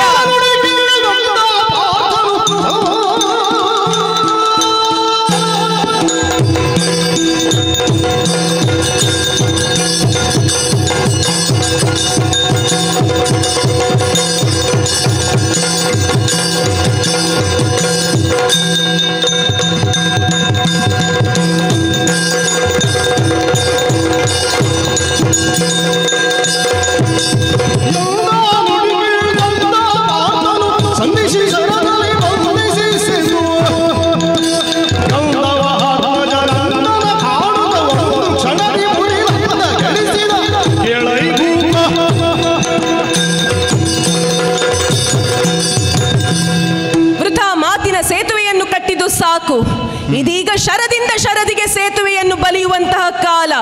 ತಡ ಮಾಡದೆ ನನ್ನ ಶಿಂಜಿನಿಗೆ ಮೊದಲನೇ ಬಾಣವನ್ನು ಪ್ರಯೋಗಿಸಿದ್ದೇನೆ, ಕಟ್ಟಿದ್ದೇನೆ ಮೊದಲನೆಯ ಸೇತುವನ್ನು. ಶ್ರೀರಾಮ ಜಯ ರಾಮ ಜಯ ಜಯ ರಾಮ ಜೈ ಶ್ರೀರಾಮ್. ಮುರಿದಿದ್ದೇನೆ ನೀನು ಕಟ್ಟಿದಂತಹ ಸೇತುವೆಯನ್ನು. ಕಟ್ಟಿದ್ದೇನೆ ಎರಡನೆಯ ಸೇತುವನ್ನು, ನೋಡಲ್ಲಿ. ಜೈ ಶ್ರೀರಾಮ್. ನೀನು ಕಟ್ಟಿದಂತಹ ಎರಡನೆಯ ಸೇತುವೆಯನ್ನು ಕೂಡ ಮುರಿದಿದ್ದೇನೆ. ಮೂರನೆಯ ಸೇತುವನ್ನು ಕಟ್ಟಿದ್ದೇನೆ, ಬಾಣವನ್ನು ಅನುಸಂಧಾನ ಮಾಡಿದ್ದೇನೆ, ನೋಡು. ಜೈ ಶ್ರೀರಾಮ್. ನೀನು ಕಟ್ಟಿದ ಮೂರನೆಯ ಸೇತುವೆಯನ್ನು ಕೂಡ ಮುರಿದಿದ್ದೇನೆ. ಎಲೆ ಮಾನವ, ಏನಾಗಿ ಹೋಯಿತು ನಿನ್ನ ಪರಿಸ್ಥಿತಿ? ಎಲೆ ಮಾನವನಿ ಸಲಕೈ ಚಳಕದ ಬಳಿದಿ ಹಸಿಯುವುದೇ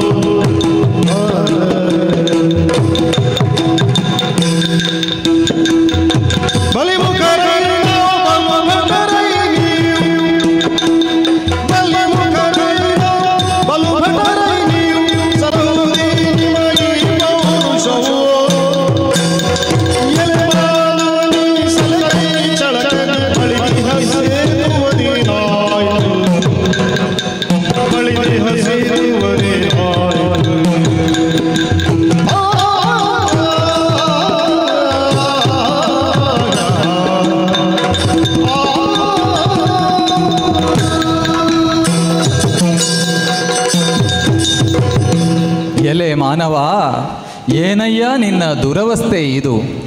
ಬಾಣಗಳ ರೀತಿಯಲ್ಲಿ ಪುಂಖವಾಗಿ ನೀನು ಅದೆಷ್ಟೋ ದುರಹಂಕಾರದ ಮಾತುಗಳನ್ನಾಡಿದೆ. ಆದರೆ ನಿನ್ನ ಈಗಿರುವ ಸ್ಥಿತಿ ಸಂಪೂರ್ಣವಾಗಿ ವಿರೋಧಾಭಾಸವಾಗಿದೆ.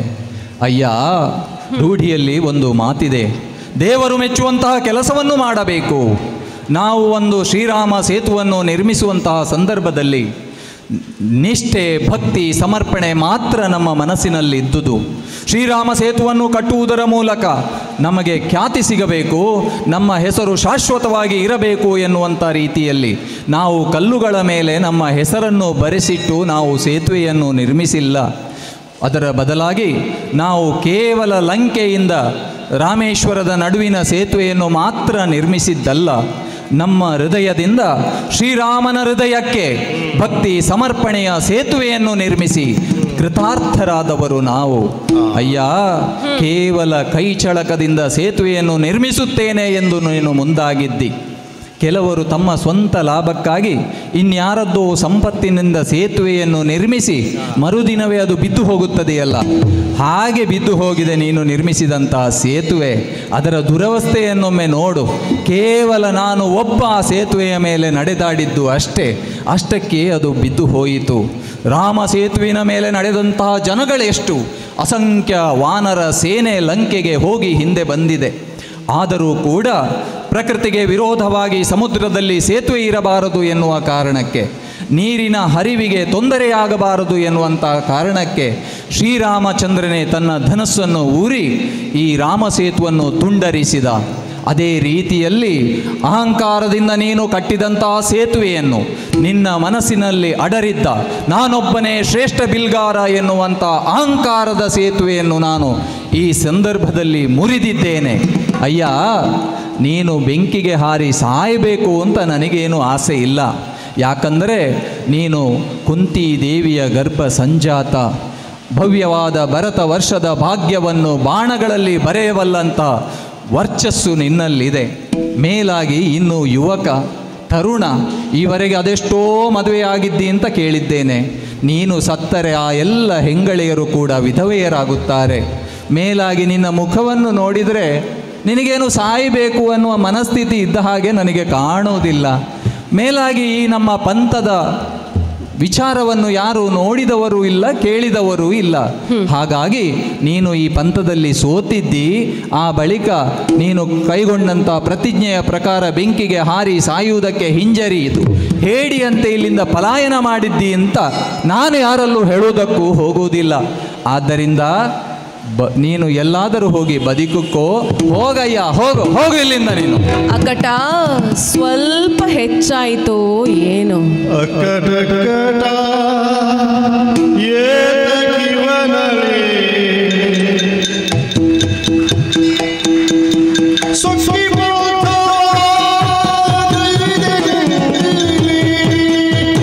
ಯಾಕೆ ಪಂಥವನ್ನು ಗೈದೆ?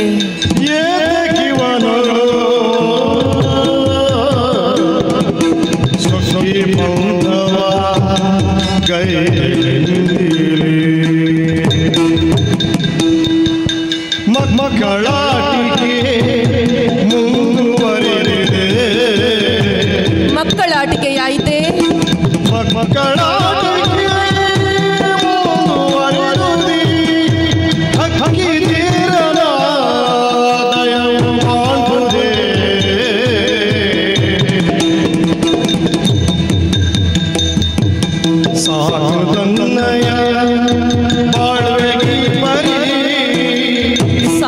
ಸಾಕು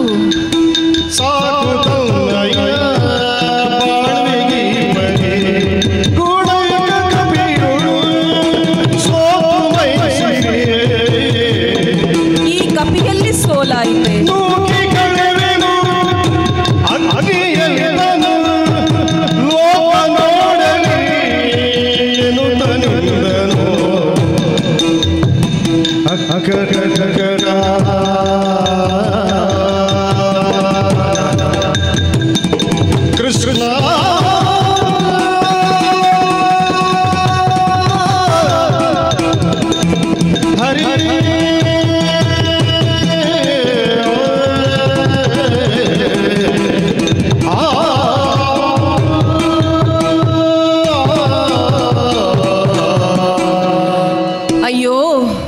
ಏನಿದು ದುರಂತ!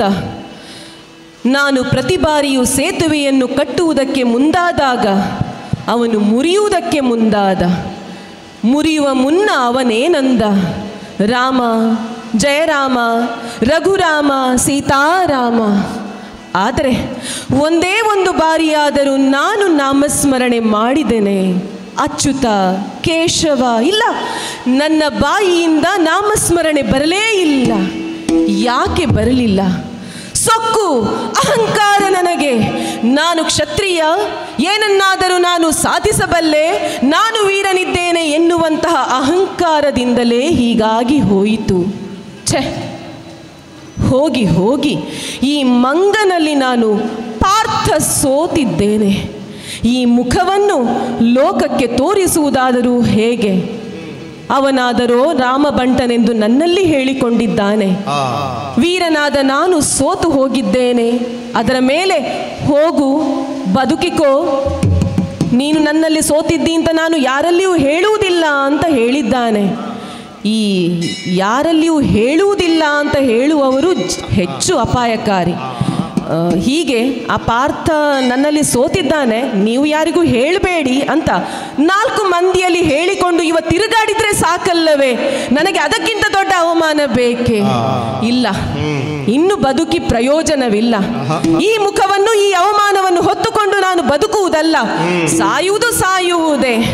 ಹಾಗಾಗಿ ನನ್ನ ಬಾಣಮುಖದಿಂದ ಅಗ್ನಿಕುಂಡವೊಂದನ್ನು ರಚಿಸಿದ್ದೇನೆ. ಪ್ರದಕ್ಷಿಣೆಯನ್ನು ಬಂದು ಅದಕ್ಕೆ ಹಾರಿ ನನ್ನ ಪ್ರಾಣವನ್ನು ಅರ್ಪಿಸುವುದಕ್ಕೆ ಸಿದ್ಧನಾಗಿದ್ದೇನೆ. ನೋಡೋಣ, ಹರಿನಾಮ ಸ್ಮರಣೆಯೊಂದಿಗೆ ನನ್ನ ಪಂಥದಲ್ಲಿ ಹೇಳಿದಂತಹ ಮಾತನ್ನು ನಡೆಸಿಕೊಡುವುದಕ್ಕೆ ಮುಂದಾಗುತ್ತೇನೆ.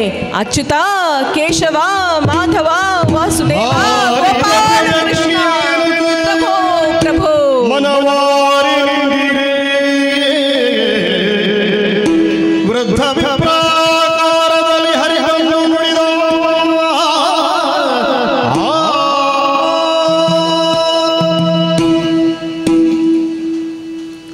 ಸಾಯಲಿಕ್ಕೆ ಹೊರಟವರನ್ನೆಲ್ಲ ರಕ್ಷಿಸುವುದು ನನ್ನ ಉದ್ದೇಶವಲ್ಲ. ಈ ಧರಿತ್ರಿಯಲ್ಲಿ ಜೀವಿಗಳಾಗಿ ಹುಟ್ಟಿದವರು ಸಾಯಲೇಬೇಕು. ಜಾತಸ್ಯ ಮರಣಂ ಧ್ರುವಂ. ಆದರೆ ಯಾರು ಸಾಯಬಾರದು, ಯಾರು 10 ಹಲವು ಕಾಲ ಬದುಕಿ ಅನೇಕ ಕರ್ತವ್ಯಗಳನ್ನು ನಿರ್ವಹಿಸುವಂತಹ ಅಗತ್ಯವಿರುತ್ತದೋ ಅಂಥವರು ಸಾಯ ಹೋರಾಟ ಆಗ ನಮ್ಮಂಥವರು ರಕ್ಷಿಸಬೇಕಾಗುತ್ತದೆ, ಕಾಯಬೇಕಾಗುತ್ತದೆ. ಈ ನಿಟ್ಟಿನಲ್ಲಿ ಪವಿತ್ರವಾದಂತಹ ರಾಮೇಶ್ವರದ ಕಡಲ ತಡಿಯ ಮರಳ ಹುಡಿಯ ಮೇಲೆ ಪಾರ್ಥ ಹನುಮಂತರ ನಡುವೆ ಏನು ನಡೆಯಿತು ಅದು ಸಾಂಗವಾಗಿಯೇ ನಡೆದಿದೆ. ನನ್ನ ನಿರೀಕ್ಷೆಯಂತೆಯೇ ಪ್ರಸಂಗ ಬಹಳಷ್ಟು ಅಂದವಾಗಿಯೇ ಸಾಗಿದೆ. ಆದರೆ ಇನ್ನು ಮುಂದೆ ಅದನ್ನು ಮುಂದುವರಿಸುವುದಕ್ಕೆ ಅವಕಾಶ ಕೊಡಬಾರದು. ಯಾಕೆಂದರೆ ನನ್ನ ಉದ್ದೇಶವೂ ಅದೇ ಅಲ್ಲವೇ? ದೇವಕಿಯರ ಕಂದನಾಗಿ ನಂದ ಯಶೋದೆಯರ ಮಡಿಲಲ್ಲಿ ಮಗುವಾಗಿ ಬೆಳೆದದ್ದು ಈ ಯುಗದ ಮಹತ್ವ. ಹಿಂದೆ ತ್ರೇತಾಯುಗದಲ್ಲಿ ಶ್ರೀರಾಮಚಂದ್ರನಾಗಿ ಏಕಪತ್ನಿ ವೃಷಸ್ಥನಾಗಿ ಬೆಳಗಿದಂತಹ ನಾನು ಇಂದು ಬಹುಪತ್ನಿ ಲೋಲನಾಗಿ ಶ್ರೀಕೃಷ್ಣನಾಗಿ ಕಂಗೊಳಿಸ್ತಾ ಇದ್ದೇನೆ. ಬಾಲ್ಯದಲ್ಲಿಯೇ ಬಕ, ಪ್ರಳಂಬ, ಪೂತನಿ, ಧೇನುಕ, ಕಂಸ ಮೊದಲಾದಂತಹ ದಾನವರನ್ನ ತರಿದಾಗ ಲೋಕ ನನ್ನನ್ನು ಕಂಡು ನಿಬ್ಬೆರಗಾಯಿತು. ನನ್ನದಾದಂತಹ ಬಾಲ ಲೀಲೆಗಳಿಂದ ನಂದನವನವೇ ಆನಂದ ವನವನ್ನಾಗಿ ಪರಿವರ್ತಿತವಾಯಿತು. ನನ್ನ ಮೋಹನ ಮುರಳಿಯ ನಾದ ಲೀಲೆಗೆ ಸಚರಾಚರ ಪ್ರಪಂಚವನ್ನೇ ಕುಣಿಸಿದಾಗ ಲೋಕ ನನ್ನೊಂದಿಗೆ ನಲಿಯಿತು.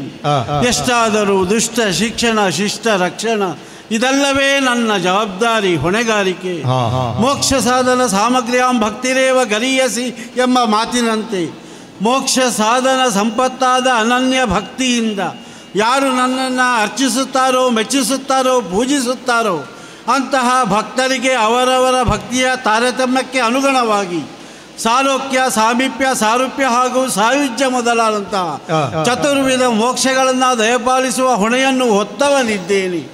ಈ ನಿಟ್ಟಿನಲ್ಲಿ ಯೋಚನೆ ಮಾಡಿದರೆ ಪ್ರಸ್ತುತ ಒದಗಿವಂತಹ ಸಂದರ್ಭ ತ್ರೇತಾಯುಗದ ಭಕ್ತನಾದಂತಹ ಹನುಮಂತ ಒಂದು ಕಡೆಯಾದರೆ ದ್ವಾಪರದ ನನ್ನ ಭಕ್ತನು ಭಾವನೂ ಆದಂತಹ ಪಾರ್ಥ ಇನ್ನೊಂದು ಕಡೆ. ಅವರ ನಡುವೆ ಸಂಘರ್ಷ ಏರ್ಪಡಿದೆ. ಈಗ ಮರಣಾಂತಿಕ ಸ್ಥಿತಿ ಒದಗಿ ಬಂದಿದೆ. ಆದ್ದರಿಂದ ತಕ್ಷಣವೇ ನಾನು ಅಲ್ಲಿಗೆ ಹೋಗಬೇಕು. ಆದರೆ ಹೋಗುವ ಪರಿ ಹೇಗೆ ಎಂಬುದನ್ನು ಯೋಚನೆ ಮಾಡಬೇಡುವೆ. ಅವರಿಬ್ಬರನ್ನು ಒಂದಾಗಿಸುವುದು ನನ್ನ ಕರ್ತವ್ಯ. ಯಾಕೆಂದರೆ ಅನಂತ ದೇಶಕಾಲದಲ್ಲಿ ಹರಿಯುತ್ತಿರುವಂತಹ ಹಸ್ತಿನಾವತಿಯ ವಸುಂಧರೆ ಧರ್ಮ ಕ್ಷೇತ್ರಕ್ಕೆ ಪ್ರಸಿದ್ಧಳಾಗಿದ್ದಾಳೆ.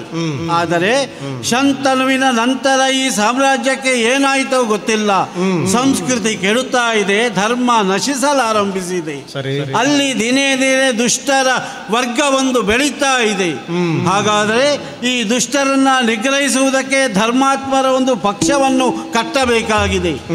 ಪಾಂಡವರಲ್ಲಿರುವಂತಹ ಧರ್ಮಜ್ಞತೆ ನೀತಿಜ್ಞತೆಯನ್ನು ಅರ್ಥ ಮಾಡಿಕೊಂಡಂತಹ ನಾನು ಆಂಜನೇಯ ಎಂಬಂತಹ ಶಕ್ತಿಯನ್ನು ಅವರೊಂದಿಗೆ ಸೇರಿಸಿದಾಗ ಮುಂದೆ ನನ್ನ ಕಾಯಕವೋ ನನ್ನ ಸಂಕಲ್ಪವೋ ಸುಲಲಿತವಾಗಿ ಸಾಂಗವಾಗಿ ನೆರವೇರುತ್ತದೆ ಎಂಬಂತಹ ಇಚ್ಛೆಗನುಗುಣವಾಗಿಯೇ ನಾನು ಬಂದವನಿದ್ದೇನೆ.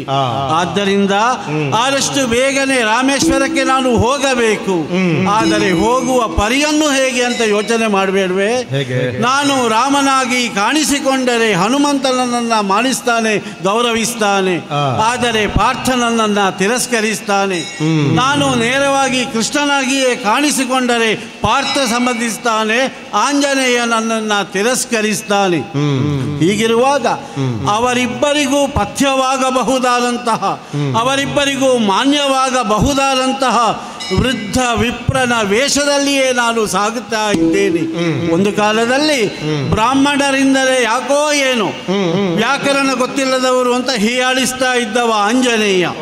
ನಂತರ ಬ್ರಾಹ್ಮಣರ ಶಾಪಕ್ಕೆ ಒಳಗಾಗಿ ಬ್ರಾಹ್ಮಣರನ್ನ ಗೌರವಿಸುವುದಕ್ಕೆ ಆರಂಭ ಮಾಡಿದ್ದಾನೆ. ಅರ್ಜುನನಾದರೂ ಬ್ರಾಹ್ಮಣರನ್ನ ಕಂಡ ಕೂಡಲೇ ಸಾಷ್ಟಾಂಗ ಬಂದು ನಮಸ್ಕರಿಸ್ತಾನೆ. ಜನಿವಾರ ಕಂಡ ಕೂಡಲೇ ಪರಿವಾರ ಸಮೇತ ಬಂದು ಧಾವಿಸಿ ಬರ್ತಾನೆ. ಬಹುಶಃ ಅಗ್ರಹಾರದ ಬ್ರಾಹ್ಮಣರ ಕಷ್ಟಕ್ಕೆ ಸ್ಪಂದಿಸಿದ ಕಾರಣದಿಂದಲೇ ಅವನಿಗೆ ತೀರ್ಥಯಾತ್ರೆಯ ಅನಿವಾರ್ಯತೆ ಒದಗಿ ಬಂದಿದೆ. ಈ ಎಲ್ಲ ದೃಷ್ಟಿಯಿಂದಲೂ ಕೂಡ ಅವರಿಬ್ಬರಿಗೂ ಪಥ್ಯವಾಗಬಹುದಾದಂತಹ ಬ್ರಾಹ್ಮಣ ರೂಪವನ್ನೇ ಧರಿಸಿ ವೃದ್ಧನಾಗಿ ನಾನು ಅಲ್ಲಿಗೆ ಕಾಣಿಸಿಕೊಳ್ಬೇಕಾಗಿದೆ. ಹಾಗಂತೇಳಿ ಬ್ರಾಹ್ಮಣ ವೇಷ ಎನ್ನುವಂತಹದ್ದು ಇದ್ದದ್ದರಲ್ಲಿ ಸ್ವಲ್ಪ ಸುಲಭವಾದದ್ದು. ತಲೆಯಲ್ಲಿ ಜುಟ್ಟು, ಹಣೆಯಲ್ಲಿ ಬೊಟ್ಟು, ಒಂದು ಕೈಯಲ್ಲಿ ದರ್ಭೆಯ ಕಟ್ಟು, ಇನ್ನೊಂದು ಕೈಯಲ್ಲಿ ಕೋಲನ್ನು ಕೊಟ್ಟು ಕಚ್ಚೆಯ ನುಟ್ಟು ಪ್ರತ್ಯಕ್ಷನಾಗುತ್ತೇನೆ ರಾಮೇಶ್ವರದಲ್ಲಿ.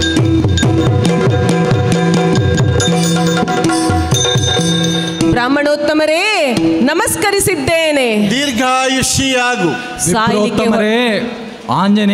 ಆಂಜನೇಯನದ್ದು ಒಂದು ನಮಸ್ಕಾರ ಸ್ವಾಮಿ. ನೀನು ಆಂಜನೇಯ. ನಿಮ್ಮನ್ನು ನೋಡುವಾಗ ಆಶ್ಚರ್ಯ ಆಗ್ತಾ ಇದೆ. ಒಬ್ಬ ಪಾರ್ಥ, ಒಬ್ಬ ಆಂಜನೇಯ, ಯುಗ ಯುಗದ ಮಹಾತ್ಮರು ನೀವಿಬ್ಬರು. ಆದರೂ ದೂರದಿಂದ ಏನೋ ನಿಮ್ಮಲ್ಲಿ ಸಂವಾದ ಕೇಳ್ತಾ ಬರ್ತಾ ಇತ್ತು.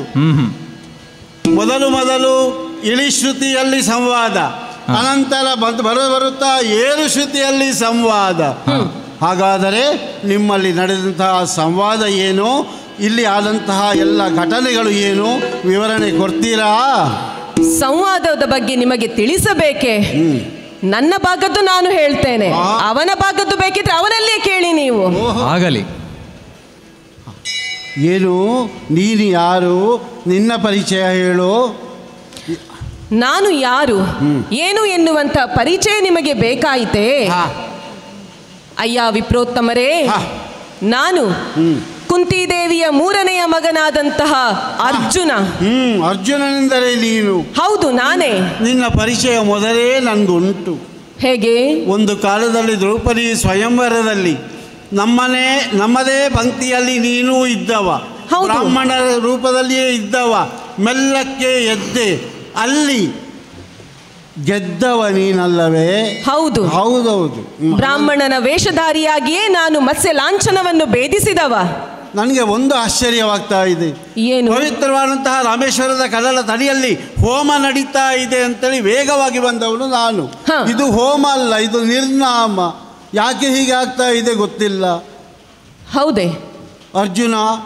ಇನ್ನು ಎಳೆಯವ ನೀನು, ಮೊನ್ನೆ ಮದುವೆಯಾದವ ನೀನು. ನಿನ್ನಂಥವರಿಗೆ ಸಾಯುವಂತಹ ಯಾಕೆ ಅನಿವಾರ್ಯತೆ ಬಂತು? ಸ್ವಲ್ಪ ವಿವರಣೆ ಕೊಡ್ತೀರಾ? ನಿಮಗೆ ವಿವರಣೆ ಬೇಕು ತಾನೇ? ಹೇಳುತ್ತೇನೆ ಕೇಳಿ. ಕುಂತಿದೇವಿಯ ಮಗನಾದಂತಹ ನಾನು ಅನಿವಾರ್ಯವಾಗಿ ತೀರ್ಥಯಾತ್ರೆಗೆ ತೆರಳಬೇಕಾಗಿ ಬಂತು. ಓಹೋ. ಹೀಗೆ ಅರಮನೆಯಿಂದ ಹೊರಟವನು ಉತ್ತರ, ಪಶ್ಚಿಮ, ಪೂರ್ವ ದಿಕ್ಕುಗಳಲ್ಲಿ ವಿವಿಧ ತೀರ್ಥಕ್ಷೇತ್ರಗಳನ್ನು ಸಂದರ್ಶಿಸಿ ನೇರವಾಗಿ ಬಂದದ್ದು ದಕ್ಷಿಣಾಭಿಮುಖವಾಗಿ. ಹೀಗೆ ಬಂದು ನಿಂತಹ ಸ್ಥಳ ಇದು. ಇಲ್ಲಿ ಬಂದ ಮೇಲೆ ಈ ಸ್ಥಳದ ಮಹಾತ್ಮೆಯನ್ನು ಇನ್ನಷ್ಟು ತಿಳಿಯುವಂತಹ ಕುತೂಹಲ ನನಗೆ ಮೂಡಿತು. ಸುತ್ತಮುತ್ತ ನೋಡಿದೆ, ಯಾರಲ್ಲಿ ಮಾತನಾಡಿಸುವುದು ಎನ್ನುವಂತಹ ಪ್ರಶ್ನೆ ಮೂಡಿದಾಗ ನನಗೆ ಕಂಡದ್ದು ಈ ಮಂಗಮುಖದವ. ಆಗ ಇವನು ಹೀಗೆ ಇರಲಿಲ್ಲ, ಸುರುಟಿ ಮುರುಟಿ ಕೃಷಕಾಯನಾಗಿ ಕುಳಿತಿದ್ದ. ಹಾಗಾಗಿ ಬಾಯಿಯಲ್ಲಿ ಮಾತನಾಡುವುದನ್ನು ಗಮನಿಸಿದಂತಹ ನಾನು ಇವನಲ್ಲಿಯೇ ಮಾತನಾಡುವುದು ಸೂಕ್ತ ಎಂದು ಅರಿತು ಅವನಲ್ಲಿ ವಿಚಾರಿಸಿದೆ, ಅಯ್ಯ ವನಚರ, ಯಾರು ನೀನು? ಈ ಅಂಬುದಿಯ ತಟದಲ್ಲಿ ಕುಳಿತು ಏನು ಮಾಡ್ತಾ ಇದ್ದಿ ಅಂತ ನಾನು ಕೇಳಿದೆ. ನಾನು ಆಂಜನೇಯ ಸುತ, ಆಂಜನೇಯ ಅಂಜನಿ ಸುತ, ಕೇಸರಿ ಸುತ, ಮೇಲಾಗಿ ಪವನಕುಮಾರ, ಅನಿಲನಂದನ ವಜ್ರದೇಹಿ ಮುಖ್ಯ ಪ್ರಾಣ ಅಂತ ನನ್ನ ಪರಿಚಯವನ್ನು ಹೇಳಿದೆ ಅಷ್ಟೇ. ಆಂಜನೇಯನೆಂದರೆ ನೀನಾ? ಹೌದು ಸ್ವಾಮಿ. ರಾಮ ಗೊತ್ತಿದ್ದವರಿಗೆ ಆಂಜನೇಯ ಗೊತ್ತಿದೆ, ಆಂಜನೇಯ ಗೊತ್ತಿದ್ದವರಿಗೆ ರಾಮ ಗೊತ್ತಿದೆ. ಎಂತಹ ಸೇವ್ಯಕ ಸಂಬಂಧ. ಹಾಗಂತಲೇ ನನಗೆ ಆಶ್ಚರ್ಯ ಆಗುವುದು. ಅದು ಬೆಂಕಿ ಉಳಿತಾ ಇದೆ, ಜ್ವಾಲೆ ಮೇಲೆ ಏಳ್ತಾ ಇದೆ, ಅವನೊಬ್ಬ ಹಾರುವುದಕ್ಕೆ ಸಿದ್ಧನಾಗಿದ್ದಾನೆ. ನಿನಗೆ ಒಂದು ತಡಿಬೇಕು ಅಂತಲೇ ಅನ್ನಿಸ್ಲಿಲ್ವಾ?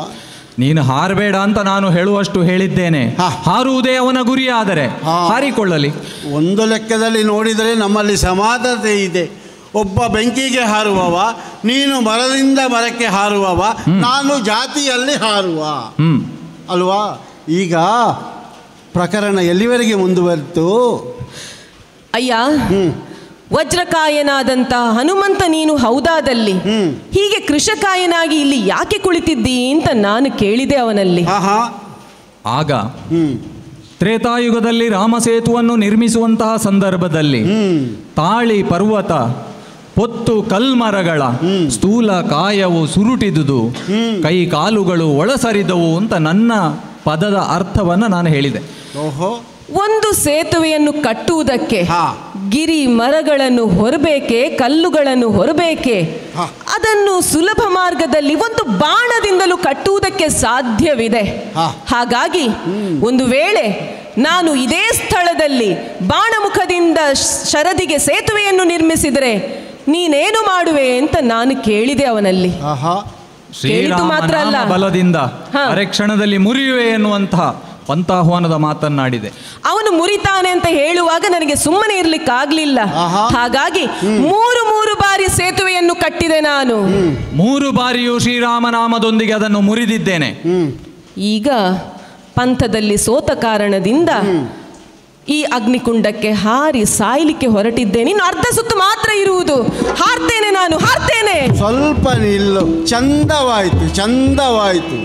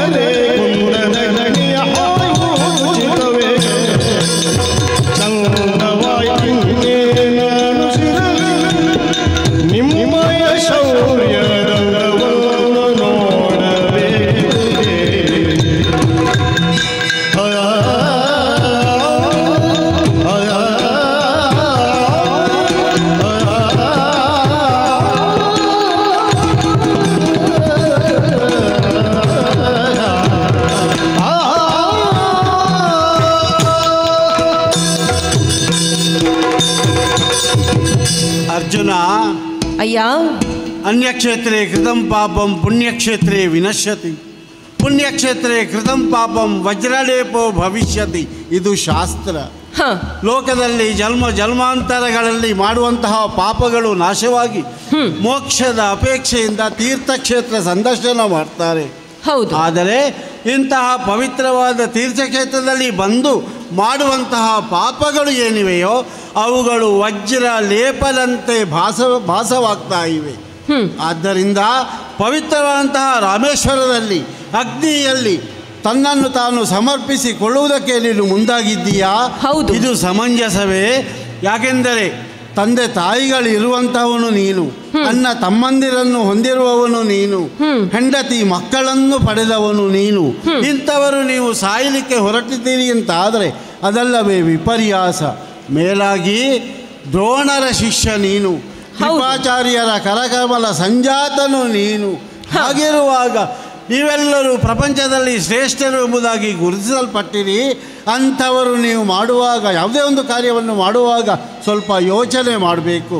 ಅವನಾದರೂ ಆಂಜನೇಯ ಅಂತ ಹೇಳ್ತಾ ಇದ್ದಾನೆ. ಆಂಜನೇಯ ಸ್ವಾಮಿ ಶ್ರೀರಾಮನ ಭಕ್ತನಾಗಿ, ಶ್ರೀರಾಮನ ಕಿಂಕರನಾಗಿ ತನ್ನದಾದಂತಹ ಪೂರ್ಣವಾದಂತಹ ಶ್ರಮವನ್ನು ರಾಮ ಸೇವೆಗೆ ಮುಡಿಪಾಗಿಟ್ಟುಕೊಂಡವ ನೀನು. ಹೌದು ಸ್ವಾಮಿ. ಹೀಗಿರುವಾಗ ಯುಗಾಂತರದ ಯೋಗ್ಯತೆ ಉಳ್ಳಂತಹ ನೀನು ನಿಮ್ಮ ಜೊತೆಗೆ ಅರ್ಜುನ ಸೇರಿ ಮಾಡುವಂತಹ ಈ ವ್ಯವಹಾರಗಳು ಸಾಧ್ಯವೇ? ಸಾಧುವೇ?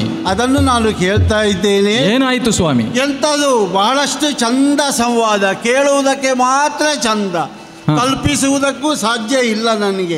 ಯಾಕೆ ಗೊತ್ತೇ? ಬಾಣಮುಖದಲ್ಲಿ ಬಾಣ ಎಲ್ಲಿಂದ? ಬಾಣಮುಖದಲ್ಲಿ ಒಂದು ನೀವು ಸಾಗರಕ್ಕೆ, ಒಂದಲ್ಲ ಎರಡಲ್ಲ 100 ಯೋಜನ ವಿಸ್ತಾರದ ಸಾಗರಕ್ಕೆ ಬಾಣದ ಮೂಲಕ ಸೇತುವನ್ನು ಕಟ್ತೇನೆ ಪಾರ್ಥ ಹೇಳ್ತಾನೆ ಅಂತ. ಆದರೆ ಅದಕ್ಕಿಂತ ವಿಪರ್ಯಾಸ ಇದುವರೆಗೂ ನಾನು ನೇರವಾಗಿ ಹೇಳ್ತಾ ಇದ್ದೇನೆ, ಕೇಳಲೇ ಇಲ್ಲ, ಇಂತಹ ವಿಷಯವನ್ನು ಕೇಳಲೇ ಇಲ್ಲ. ಆದರೆ ಬಹುಶಃ ನಾನು ಸ್ವಲ್ಪ ಬೇಗ ಬರ್ತಿದ್ದರೆ ಅದನ್ನು ನೋಡುವಂಥ ಅವಕಾಶವು ಸಿಗ್ತಿತ್ತೋ ಏನು. ಈಗ ಕುರುಹು ಮಾತ್ರ ಉಂಟು, ಏನೋ ಒಂದು. ಹಾಗಿರುವಾಗ ಅರ್ಜುನ, ಇನ್ನೊಮ್ಮೆ ನೀನು ಬಾಣ ಮುಖದಲ್ಲಿ ಸೇತುವೆಯನ್ನು ರಚನೆ ಮಾಡುವುದಕ್ಕೆ ಮುಂದಾಗಬೇಕು. ನಾನೇ ಕಾರಣ ಯಾಕೆ ಗೊತ್ತೇ? ಯಾಕೆ? ನಿಮ್ಮದಾದಂತಹ ಈ ವ್ಯವಹಾರ ಈ ಧರ್ಮದ ಚೌಕಟ್ಟಿನಲ್ಲಿ ಇದೆಯೇ? ಇದನ್ನು ನಾನು ತರ್ಕಿಸಬೇಕಾಗ್ತದೆ. ಯಾಕೆಂದರೆ ನೀವಿಬ್ಬರು ಏನೋ ಒಂದು ಭಾವೋದ್ವೇಗದ ಉತ್ಸಾಹದಲ್ಲಿ ಮಾಡಿರ್ತಕ್ಕಂಥ ಈ ಸ್ಪರ್ಧೆ, ಪ್ರಪಂಚದಲ್ಲಿ ಯಾವುದೋ ಒಂದು ಸ್ಪರ್ಧೆ ಅಂತಲ್ಲಿ ಆಗ್ಬೇಕಂತ ಆದರೆ ಅದು ಸಾವಿರಾರು ಜನರ ಮುಂದೆ ನಡೆದರೂ ಅದನ್ನ ನಿರ್ಣಯಿಸುವಂತಹ ಒಬ್ಬ ತೀರ್ಪುಗಾರ, ಮೌಲ್ಯಮಾಪನ ಮಾಡುವುದಕ್ಕೆ ಒಬ್ಬ ವ್ಯಕ್ತಿ ಬೇಕಾಗ್ತಾನೆ. ಹೌದು. ಇಲ್ಲಿ ಕೇವಲ ನೀವಿಬ್ಬರೇ ಇರುವಂತಹದ್ದು, ಮೌಲ್ಯಮಾಪನ ಮಾಡುವವರು ಇಲ್ಲ, ಮೇಲಾಗಿ ಸಾಕ್ಷಿಯೂ ಇಲ್ಲ. ಹಾಗಾದರೆ ಸಾಕ್ಷಿ ಎಂದರೆ ಯಾರು? ಪ್ರತ್ಯಕ್ಷ ದರ್ಶಿಯಾಗಿ ಪ್ರತ್ಯಕ್ಷ ಕಣ್ಣಿನಿಂದ ಸಮಸ್ತ ದೃಶ್ಯವನ್ನು ವೀಕ್ಷಿಸಿದಂತಹ ವ್ಯಕ್ತಿಯೇ ಪ್ರತ್ಯಕ್ಷ ಸಾಕ್ಷಿ ಅಂತಲೇ ಆಗ್ತಾನೆ. ವಯೋವೃದ್ಧರು ನೀವು ಸ್ವಾಮಿ, ಸಾಕ್ಷಿ ಆಗಬೇಕಾದವರಿಗೆ ಕಣ್ಣು ಕಿವಿ ಎಲ್ಲ ಚೆನ್ನಾಗಿ ಕೆಲಸವನ್ನು ಮಾಡ್ತಾ ಇರಬೇಕಂತೆ, ಮೇಲಾಗಿ ಮಾತಿನಲ್ಲಿ ತೊದಲಬಾರ್ದಂತೆ. ನಿಮಗೆ ಕಣ್ಣು ಚೆನ್ನಾಗಿ ಕಾಣುತ್ತದೆಯೇ? ಕಿವಿ ಚೆನ್ನಾಗಿ ಕೇಳುತ್ತದೆಯೇ ಸ್ವಾಮಿ? ಆಂಜನೇಯ, ಪಂಚೇಂದ್ರಿಯಗಳು ಸರಿಯಾಗಿ ಕೆಲಸ ಮಾಡ್ತವೆ, ಯಾವುದೇ ಸಂಶಯ ಬೇಡ ನಿನಗೆ. ಹಾಗೆ ನೋಡಿದರೆ ನಿಮಗೆ ನನ್ನಷ್ಟು ಏನು ಪ್ರಾಯ ಆಗಲಿಲ್ಲ ಅಂತ ಅನ್ನಿಸ್ತದೆ. ಆಗಲಿಲ್ಲ, ನೀನು ಯುಗಾಂತರದ ಯೋಗ್ಯತೆ ಇರುವವನು. ಆದರೂ ಕೂಡ ನನಗೂ ಸ್ವಲ್ಪ ಜೀವನ ಅನುಭವ ಇದೆಯಲ್ಲ, ಅಲ್ಲಲ್ಲಿ ತಲೆಯಲ್ಲಿ ಒಂದೊಂದು ಬೆಳ್ಳಿ ಕೂದಲು ನನ್ನ ಹಲವು ವರ್ಷದ ಬದುಕಿನ ಜೀವನಾನುಭವವನ್ನು ಸಾರ್ತಾ ಇವೆ. ಅದನ್ನೊಮ್ಮೆ ನೋಡಬಾರದೆ? ಮೇಲಾಗಿ ಯಾವುದೋ ಒಂದು ವ್ಯವಹಾರದಲ್ಲಿ ಪಂಚಾಂಗ ಅಂತ ಬೇಕಾಗ್ತದೆ. ವಾದ ಬೇಕು, ವಿವಾದ ಬೇಕು, ಪಂಥ ಬೇಕು, ಎಲ್ಲವೂ ಇದೆ, ನಿಬಂಧನೆಗಳು ಇವೆ. ಆದರೆ ವಾದವಿದೆ ಅಥವಾ ವಾದಿ ಇದ್ದಾನೆ, ಪ್ರತಿವಾದಿ ಇದ್ದಾನೆ, ವಿಷಯ ಇದೆ, ಪಂಥ ಇದೆ, ಸಾಕ್ಷಿ ಒಂದು ನಿಮ್ಮ ವ್ಯವಹಾರದಲ್ಲಿ ಕೊರತೆಯಾಗಿ ನಾನು ಕಾಣ್ತಾ ಇದ್ದೇನೆ. ನಾನು ಸೇತುವೆಯನ್ನು ಕಟ್ಟಿದ್ದಕ್ಕೆ ಅವನು ಸಾಕ್ಷಿ, ಅವನು ಮುರಿದಿದ್ದಾನೆ ಎನ್ನುವುದಕ್ಕೆ ನಾನೇ ಸಾಕ್ಷಿ. ಇನ್ಯಾಕೆ ಬೇಕು ಮೂರನೆಯ ಸಾಕ್ಷಿ? ಆದರೆ ವಾದಿ ಸಾಕ್ಷಿ ಆಗುವುದಿಲ್ಲ ಅಥವಾ ಪ್ರತಿವಾದಿಯು ಸಾಕ್ಷಿಯನ್ನು ಅಂತ ಅನಿಸುವುದಿಲ್ಲ. ಮೂರನೇ ವ್ಯಕ್ತಿಯೊಬ್ಬ ನಿರ್ಣಾಯಕ ಸ್ಥಾನದಲ್ಲಿ ಇರಲೇಬೇಕಾಗುತ್ತದೆ.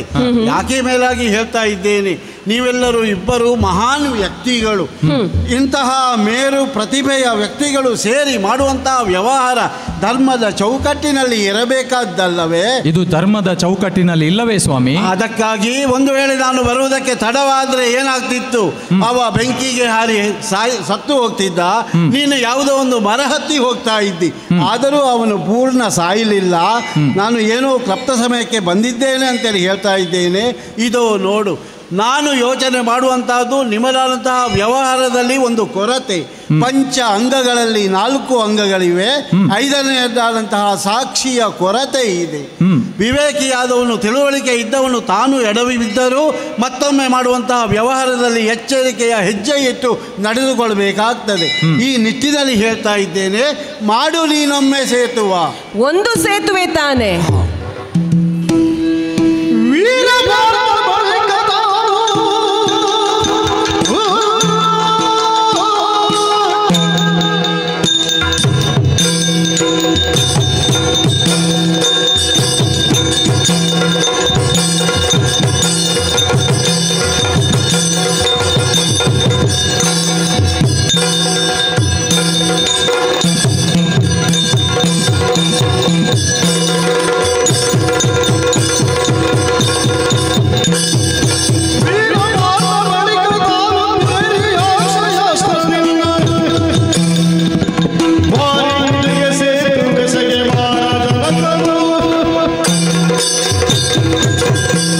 ಅರ್ಜುನ, ನನ್ನ ಒಮ್ಮೆ ಪ್ರಾಯವನ್ನು ಸ್ವಲ್ಪ ನೋಡು. ನಾನು ಆಚೆಗೆ ಹತ್ತಿರವಾದವ, ಈಚೆಗೆ ದೂರ ಆದವ. ಕೈಕಾಲುಗಳು ತೊಳಲುತ್ತಾ ಇವೆ. ಹೀಗಿರುವಾಗ ನನಗೂ ಇಂತಹ ಒಂದು ವಿಶೇಷ ಕಾಯಕವನ್ನು ಕಣ್ಣಾರೆ ನೋಡಿ ಆಸ್ವಾದಿಸಬೇಕೆಂಬ ಆಸೆ ಇದೆ. ಅದಕ್ಕಾಗಿ ನೀನು ಒಂದು ಸೇತುವೆಯನ್ನು ಕಟ್ಟಬೇಕು. ಅದನ್ನು ನಾನು ನೋಡಿಕೊಳ್ತೇನೆ. ಹನುಮಂತ ಅದನ್ನು ಮುರಿಲಿ, ಅದನ್ನೂ ನಾನು ನೋಡಿಕೊಳ್ತೇನೆ. ನೀವು ನೋಡಿಕೊಳ್ತೇನೆ ಅಂತ ಹೇಳುವಾಗ ಮೊದಲೇ ಅವನು ಪರಿಚಯ ಇದೆ ಅಂತ ನೀವು ಆಗಲೇ ಹೇಳಿದ್ದೀರಿ. ಹೌದು. ಈಗ ನೋಡಿಕೊಳ್ಳುತ್ತೇನೆ ಅಂತ ಹೇಳಿದ್ದೀರಿ. ಇದರಲ್ಲಿ ಏನಾದರೂ ಒಳಸಂಚು ಇದೆಯೇ ಸ್ವಾಮಿ? ಅಲ್ಲ, ಬಾಣಮುಖೇನವಾಗಿ ರಚಿಸಿದಂತಹ ಸೇತುವೆಯ ಸೌಂದರ್ಯವನ್ನು ಸವಿತೇನೆ ಅಂತ ಹೇಳಿದ್ದು ನಾನು. ಮೊದಲೇ ನೀವು ತೀರ್ಪುಗಾರರಾಗಿ ಬಂದಿದ್ದೇನೆ ಅಂತ ಹೇಳ್ತೀರಿ, ಸಾಕ್ಷಿ ಆಗ್ತೇನೆ ಅಂತ ಹೇಳ್ತೀರಿ. ಹೌದು. ನಿಮ್ಮದು ಏನಾದರೂ ಪೂರ್ವಾಗ್ರಹ ಪೀಡಿತವಾದ ಕಾರ್ಯಕ್ರಮ ಇಲ್ಲವಲ್ಲ? ಹಾಗೇನೂ ಇಲ್ಲ. ವಯೋವೃದ್ಧರಾದವರು ಏನೇ ಕೇಳಿದ್ರು ಅವರ ಆಸೆಯನ್ನು ನೆರವೇರಿಸ ಬೇಕಂತೆ. ಆದರೆ ನಿಮ್ಮ ಮಾತನ್ನು ಕೇಳುವಾಗ ನನಗೆಲ್ಲೋ ಒಂದು ಅನುಮಾನ ಬಂತು, ಕೇಳಿದೆ ಅಷ್ಟೇ, ತಪ್ಪು ತಿಳ್ಕೊಳ್ಬೇಡಿ ಸ್ವಾಮಿ. ನಾನು ಬಂದದ್ದು ಒಬ್ಬೊಬ್ಬರಿಗಾಗಿ ಅಲ್ಲ, ಇಬ್ಬರಿಗಾಗಿ ಬಂದವನು. ಅದಕ್ಕೆ ನಾನು ನಿಮ್ಮಲ್ಲಿ ಮಾಡಿದಂತಹ ವ್ಯವಹಾರದಲ್ಲಿ ದೋಷವನ್ನು ಗುರುತಿಸಿ ಬಂದವನಿದ್ದೇನೆ. ಆದ್ದರಿಂದ ಮೊದಲಾಗಿ ಏನು ಮಾಡಬೇಕು ಗೊತ್ತೇ? ಪೂರ್ವ ನಿಬಂಧನೆ ಪಂಥ ಹಾಗೇ ಇರುತ್ತದೆ. ಅವನೊಬ್ಬ ಒಂದು ಸೇತುವೆಯನ್ನು ಕಟ್ಟಲಿ. 3 ಬಾರಿ ಬೇಕಾಗಿಲ್ಲವೇ? ಈಗ ಬೇಕಾಗಿಲ್ಲ. ಆದ್ದರಿಂದ ಅರ್ಜುನ, ವಿಪ್ರೋತ್ತಮರೇ, ನೀವು ನರೆತ ಕೂದಲಿನವರು, ಪ್ರಾಯ ಆಗಿದೆ. ಬಹುಶಃ ನಿಮ್ಮ ಜೀವನದ ಕೊನೆಯಾಸೆ ಇದ್ದರೂ ಇರಬಹುದು. ವಿಪ್ರೋತ್ತಮರ ಕೊನೆಯಾಸೆಯನ್ನು ನಾನು ನೆರವೇರಿಸದೆ ಹೋದರೆ ಅದು ಸಾಧುವಲ್ಲ. ಹಾಗಾಗಿ ಈ ಹಿಂದೆ 3 ಬಾರಿ ಸೇತುವೆಯನ್ನು ಕಟ್ಟಿದವನಿಗೆ ಈಗ ಒಂದು ಸೇತುವೆಯನ್ನು ಕಟ್ಟುವುದು ಕಷ್ಟವಾಗಲಾರದು. ಹಾಗಾಗಿ ವಿಪ್ರೋತ್ತಮರೇ, ನಿಮ್ಮ ಕಾಲುಗಳನ್ನು ಹಿಡಿದು ಕಟ್ಟಿದ್ದೇನೆ. ನನ್ನ ಕಾಲುಗಳನ್ನು ನನ್ನ ಕಾಲುಗಳನ್ನು ಹಿಡಿದು ಅಂದರೆ ಅರ್ಥವಾಯಿತು ನನಗೆ. ಹಾಗಲ್ಲ, ನಿಮ್ಮ ಕಾಲನ್ನು ಕಟ್ಟಿ ಹಾಕುವುದು ಅಂತ ಅರ್ಥ ಅಲ್ಲ. ನಿಮ್ಮ ಕಾಲುಗಳಿಗೆ ನಮಸ್ಕರಿಸಿ ಈ ಸೇತುವೆಯನ್ನು ಕಟ್ಟಿದ್ದೇನೆ, ನೋಡಲ್ಲಿ. ವಿಪ್ರೋತ್ತಮರೇ, ನಿಮ್ಮ ಕಾಲು ಹಿಡಿದು ಮುರಿಯಲೇ ಒಂದು ಕ್ಷಣಕಾಲ ವಿಳಂಬಿಸು. ಯಾಕೆ ಸ್ವಾಮಿ? ಒಂದು ವೇಳೆ ಈ ವಿಶೇಷವಾದಂತಹ ಬಾಣದಿಂದ ರಚಿಸಲ್ಪಟ್ಟಂತಹ ಸೇತುವೆಯ ಸೌಂದರ್ಯವನ್ನು ಆ ಸೇತುವೆಯ ಮೇಲೆ ಸ್ವಲ್ಪ ದೂರ ಸಾಗಿ ಕಣ್ಣಾರೆ ನೋಡಿ ಮನಸ್ಸಿನಲ್ಲಿ ತುಂಬಿಸಿಕೊಂಡು ಬರ್ತೇನೆ. ಖಂಡಿತವಾಗಿಯೂ ನಾನು ಅತ್ತ ಸರಿತೇನೆ. ಬಂದು ಸೂಚನೆ ಕೊಡುವವರೆಗೆ ಸ್ವಲ್ಪ ಸೈರಿಸು. ನಿಮ್ಮ ಆಸೆ ಏನು ಸಾಮಾನ್ಯವಾದುದಲ್ಲ. ಇಬ್ಬರನ್ನು ಒಪ್ಪಿಸಿದ್ದಾಯಿತು. ಈ ಸೇತುವೆಯ ಸೌಂದರ್ಯವನ್ನು ಸವಿಯುವುದಕ್ಕೆ ನಾನು ಮುಂದೆ ಸಾಗ್ತಾ ಇದ್ದೇನೆ. ಖಂಡಿತವಾಗಿಯೂ ಸೇತುವೆಯಲ್ಲಿ ನಾನು ಪಯಣ ಮಾಡುವಂತಹದ್ದು ಈ ಸೇತುವೆಯ ಉದ್ಘಾಟನೆ ಅಲ್ಲವೇ ಅಲ್ಲ. ಯಾಕೆಂದರೆ ಕ್ಷಣ ಮಾತ್ರದಲ್ಲಿ ಬಿದ್ದು ಹೋಗುವಂತಹ ಸೇತುವೆಯನ್ನು ಉದ್ಘಾಟನೆ ಮಾಡಿದವರಿಗೂ ಮರ್ಯಾದೆ ಇಲ್ಲ ಅಂತ ಆಗ್ತದೆ. ಹಾಗಾದರೆ ಇಂತಹ ವಿಶಿಷ್ಟವಾದಂತಹ ಸೇತುವೆಯನ್ನು ಈಗಾಗಲೇ 3 ಸಾರಿ ಮುರಿದವ ಹನುಮಂತ 4ನೇ ಸೇತುವೆಯನ್ನು ಮುರಿಯುವುದಕ್ಕೆ ಉದ್ಯುಕ್ತನ ಅಂತ ಅವನನ್ನು ತಡೆದಿದ್ದೇನೆ. ಯಾಕೆಂದರೆ ಇದುವರೆಗೆ ಪಾರ್ಥ ಹತ್ತಿದ್ದಾನೆ. ಈಗ ಆ ಹನುಮಂತನು ಸ್ವಲ್ಪ ಅಳಬೇಕು. ಅದಕ್ಕಾಗಿ ಈ 4ನೆಯ ಸೇತುವೆಗೆ ಸಾಕ್ಷಾತ್ ಕೂರ್ಮನಾಗಿ ನಾನೇ ಬೆನ್ನು ಕೊಟ್ಟು ಆಧರಿಸ್ತೇನೆ. ಹೇಗೆ ಮುರಿತೇನೆ ಅಂತೇಳಿ ನೋಡಿಕೊಳ್ತೇನೆ. ಆಂಜನೇಯ, ಮುರಿಯುವುದಕ್ಕೆ ಸಿದ್ಧನಾಗು. ಜೈ ಶ್ರೀರಾಮ್, ಜೈ ಶ್ರೀರಾಮ್. ಅರರೆ ಅರರೆ, ಏನಾಯಿತು ಸ್ವಾಮಿ?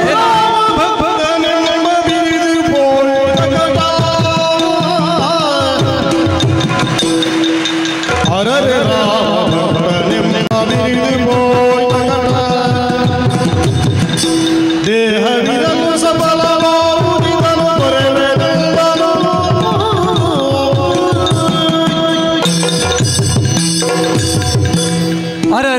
ಅರರೆ, ಶ್ರೀರಾಮಚಂದ್ರ, ಏನಾಗಿ ಹೋಯಿತು? 3 ಬಾರಿ ಈ ಶರಸೇತುವನ್ನು ತುಂಡರಿಸಿದಂತಹ ನನಗೆ 4ನೇ ಬಾರಿ ವಿಪ್ರರ ಮುಂದೆ ಈ ಸೇತುವೆಯನ್ನು ಮುರಿಯುವುದಕ್ಕೆ ಸಾಧ್ಯವಾಗಲಿಲ್ಲಲ್ಲ ಸ್ವಾಮಿ. ನನ್ನಲ್ಲಿ ಏನು ಕೊರತೆಯಾಯಿತು? ರಾಮ ನಾಮದೊಂದಿಗೆ ಬದುಕನ್ನು ಸವೆಸುತ್ತಿರುವಂತಹ ನನಗೆ ಇಂತಹ ಸೋಲು ಯಾಕಾಯಿತು? ದೇವಾದಿ ದೇವತೆಗಳು ಧರೆಗಿಳಿದು ಬಂದು ವಿಶೇಷವಾದಂತಹ ವರವನ್ನು ಕೊಟ್ಟಂತಹ ಪರಿಣಾಮವಾಗಿ ಅಕ್ಷೀಣ ಬಳನಾಗಿ ನಾನು ಪ್ರಪಂಚದಲ್ಲಿ ಮೆರೆಯುತ್ತಿದ್ದೆ. ಅಂತಹ ವರಗಳೇ ಇಲ್ಲದೆ ಹೋದರೂ ನಾನು ಸಹಿಸಿಕೊಳ್ಳುತ್ತಿದ್ದೆ ಸ್ವಾಮಿ. ಪ್ರಪಂಚದಲ್ಲಿ ವಜ್ರದೇಹಿ ಬಲಾಢ್ಯ ಎನ್ನುವಂತಹ ನೆಗಲ್ತೆಗೆ ಪಾತ್ರನಾದವನು ನಾನು. ಅಂತಹ ಬಲವೇ ಉಡುಗಿ ಹೋದರೂ ಕೂಡ ನಾನು ಸಹಿಸಿಕೊಂಡೇನು. ಆದರೆ ರಾಮ ನಾಮವನ್ನು ಬಿಟ್ಟು ನಾನು ಹೇಗೆ ಬದುಕಲು ಸಾಧ್ಯ? ರಾಮದಾಸ್ಯವನ್ನು ಬಿಟ್ಟು ಅರ್ಜುನನ ದಾಸ್ಯವನ್ನು ಸ್ವೀಕರಿಸಲು ಹೇಗೆ ಸಾಧ್ಯ? ಈ ರಾಮೇಶ್ವರದ ಕಡಲಿನ ಪ್ರತಿಯೊಂದು ಅಲೆಗಳ ಮೊರೆತದಲ್ಲಿ ಶ್ರೀರಾಮ ನಾಮವೊಂದು ಬಿಟ್ಟು ಬೇರೇನೂ ನನಗೆ ಕೇಳುವುದಿಲ್ಲ. ನಾನು ಉಸಿರಾಡುವಂತಹ ಗಾಳಿಯಲ್ಲಿ, ತಿನ್ನುವಂತಹ ಆಹಾರದಲ್ಲಿ, ಕೇಳುವಂತಹ ಸ್ವರದಲ್ಲಿ, ಎಲ್ಲದರಲ್ಲೂ ನಾನು ಶ್ರೀರಾಮನನ್ನೇ ಅನುಭವಿಸುತ್ತಿದ್ದೇನೆ. ಮಾಮರದ ಮಲೆಯಲ್ಲಿ ಪಂಚಮದ ಇಂಚರದಲ್ಲಿ ಹಾಡುವಂತಹ ಕೋಗಿಲೆಯ ಸುಂದರ ಕಂಠದ ಧ್ವನಿಯಲ್ಲಿಯೂ ಕೂಡ ರಾಮ ನಾಮವೊಂದು ಬಿಟ್ಟು ನನಗೆ ಏನೂ ಕೇಳುವುದಿಲ್ಲ. ಆ ಕಾಲದಿಂದ ಈ ಕಾಲದವರೆಗೆ ಶ್ರೀರಾಮ ನಾಮವನ್ನೇ ಜಪಿಸಿಕೊಂಡು ಬದುಕನ್ನು ಸವಿಸಿದ್ದೇನೆ. ಅಂತಹ ನನಗೆ, ಭಕ್ತ ಶಿರೋಮಣಿ ಎನಿಸಿದಂತಹ ನನಗೆ ಅಂತಹ ಕೀರ್ತಿಯೇ ಹೋಯಿತೇ? ಶ್ರೀರಾಮನ ದಾಸ್ಯವನ್ನೇ ಅನುಸರಿಸಿ ಆದರ್ಶವಾಗಿ ಈ ಪ್ರಪಂಚಕ್ಕೆ ಸಾರಿದವನು ನಾನು. ಶ್ರೀರಾಮನಿಂದಲೇ ಪ್ರಜ್ವಲಿಸಿ ಪ್ರಕಾಶಮಾನವಾಗಿ ಪ್ರಖ್ಯಾತನಾದವನು ಈ ಆಂಜನೇಯ. ಅಂಥವನಿಗೆ ಈಗ ಸೋಲಾಗಿ ಹೋಯಿತೇ? ಶ್ರೀರಾಮ, ನೀನು ನಿರ್ಮಿಸಿದಂತಹ ರಾಮ ಸೇತುವಿನ ಭಗ್ನಾವಶೇಷಗಳಿಗೆ ತಲೆಯಿಟ್ಟು ಸಾಯಲೇ ಅಂತಂದರೆ ಅದೂ ಕೂಡ ನನ್ನಿಂದ ಸಾಧ್ಯವಿಲ್ಲ.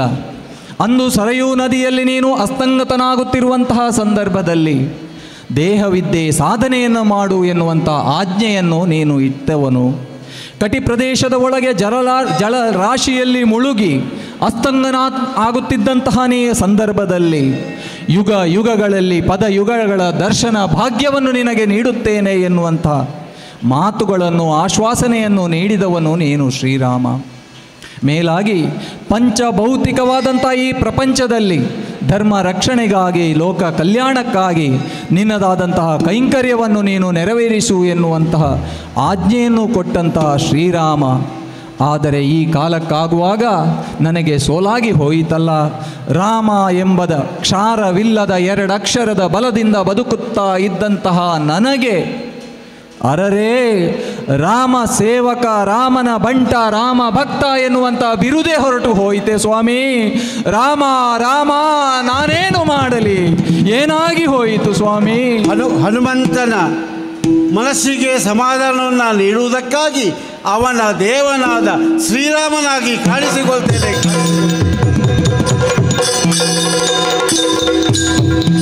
ಆಂಜನೇಯ ಸ್ವಾಮಿ. ಜಯ ಜಯ ಜಗನ್ನಾಥ, ಜಯ ಜಯ ಜಯ ಜಯ ಜಯ ಜಯ ಜಗನ್ನಾಥ ಜಾನಕಿ ಸುಪ್ರೀತ. ಜಯ ಜಗನ್ನಾಥ ಜಾನಕಿ ಸುಪ್ರೀತ. ಜಯ ರಘುಕುಲಾಧ್ಯಕ್ಷ ರಾಕ್ಷಸ ಕುಲ ವಿಪಕ್ಷ. ಜಯ ಜಯ ಜಯ ಜಯ ಜಯ ಜಯ ಜಯ ಜಯ ಸುರಾಧೀಶ ಸೂರ್ಯ ಶತ ಸಂಕಾಶ. ಜಯ ಘನಶ್ಯಾಮ ರಾಮ, ಜಯ ಜಯ ಜಯ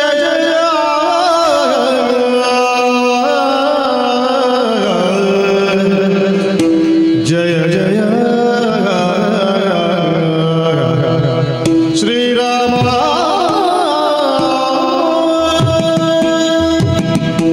ರಾಮಾಯ ರಾಮಭದ್ರಾಯ ರಾಮಚಂದ್ರಾಯ ವೇದಸೆ ರಘುನಾಥಾಯ ನಾಥಾಯ ಸೀತಾಯ ಪತಯೇ ನಮಃ.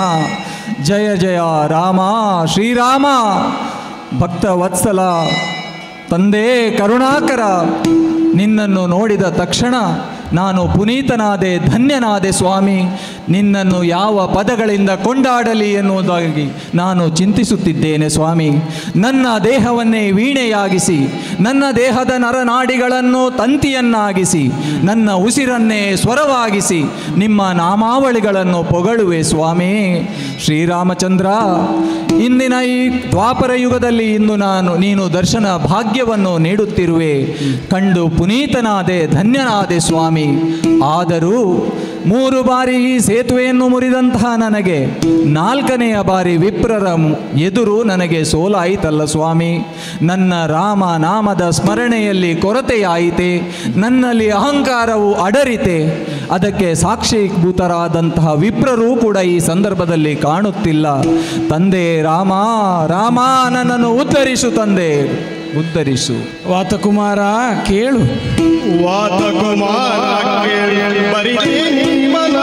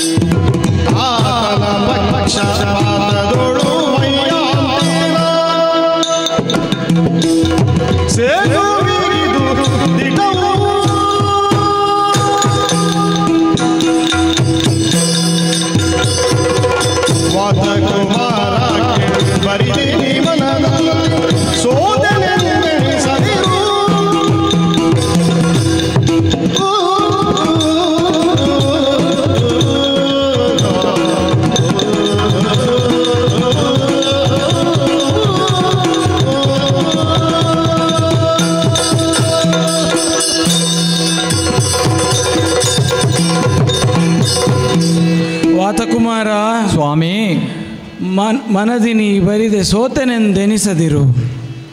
ಅನಿಲ ಕುಮಾರ ಸ್ವಾಮಿ, ಕದಲೀವನದಲ್ಲಿ ನನ್ನ ದರ್ಶನಕ್ಕಾಗಿ ಘೋರ ತಪಸ್ಸನ್ನು ಆಚರಿಸುತ್ತಿದ್ದ ನಿನ್ನನ್ನು ದೇವಋಷಿ ನಾರದರು ಇತ್ತ ಕಳುಹಿಸಿದರು.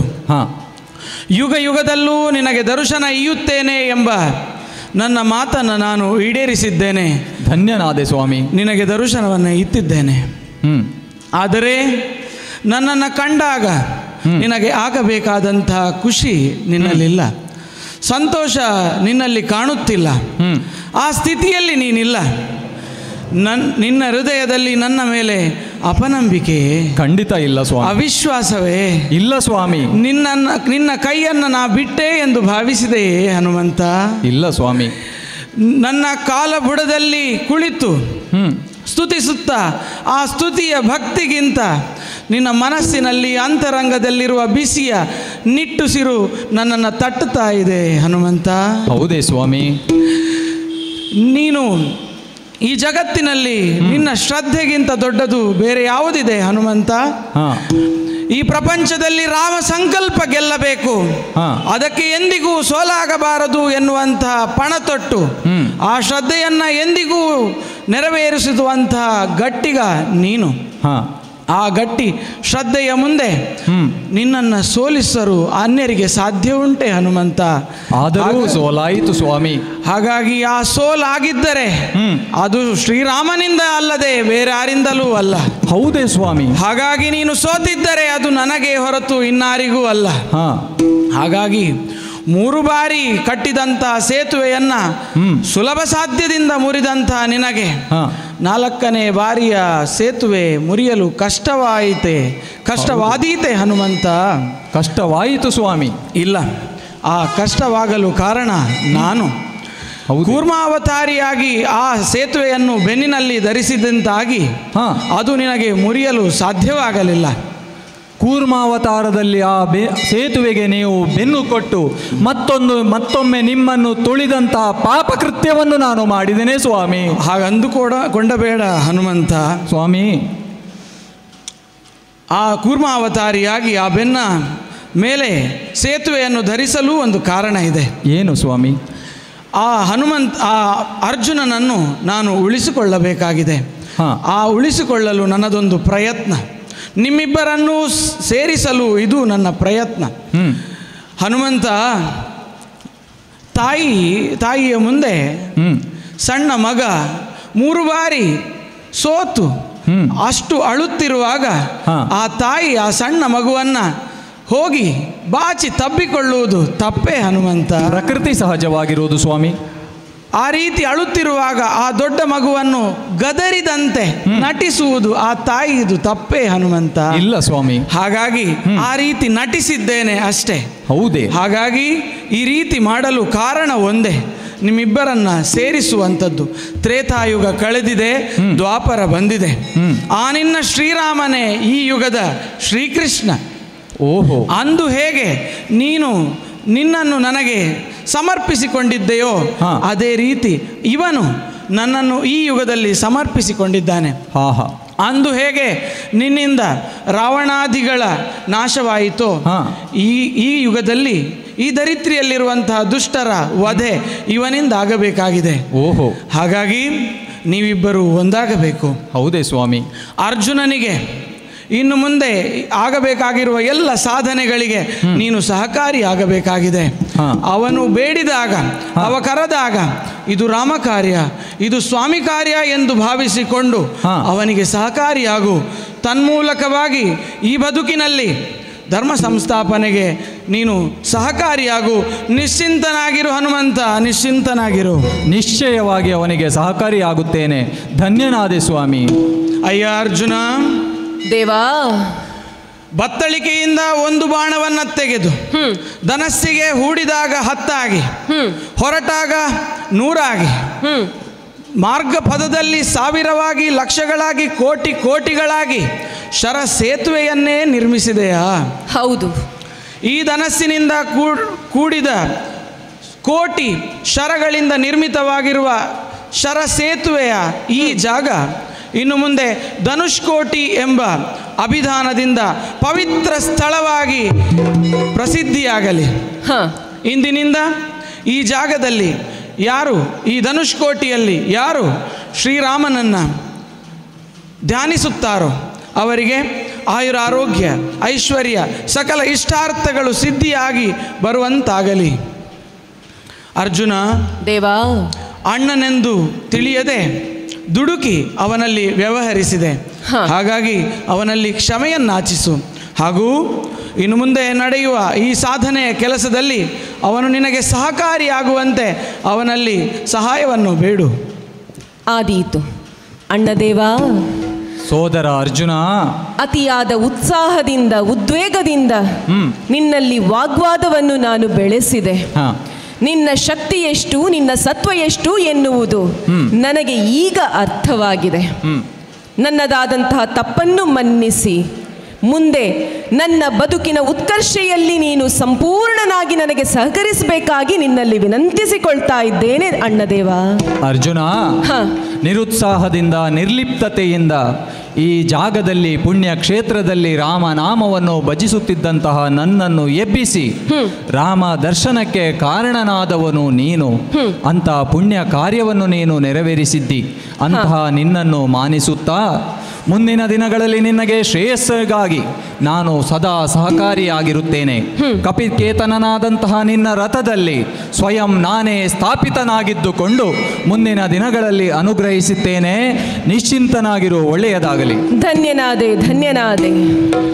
ಇಬ್ಬರು ಭಕ್ತರನ್ನು ಗೂಡಿಸಿದ್ದಾಗಿದೆ. ಇನ್ನು ಮುಂದೆ ನಡೆಯಬೇಕಾಗಿರುವಂತಹ ಮಹಾ ಸಂಘರ್ಷದ ದಾರಿ ಸುಗಮವಾಗಿದೆ. ಲೋಕಕ್ಕೆಲ್ಲ ಮಂಗಳವಾಗಲಿ. ಲೋಕ ಸಮಸ್ತ ಸುಖಿನೋ ಭವಂತು. ಸಕಲ ಸನ್ಮಂಗಲಾನೇ. ಜಯ ಜಯ ಜಯ ಜಯ.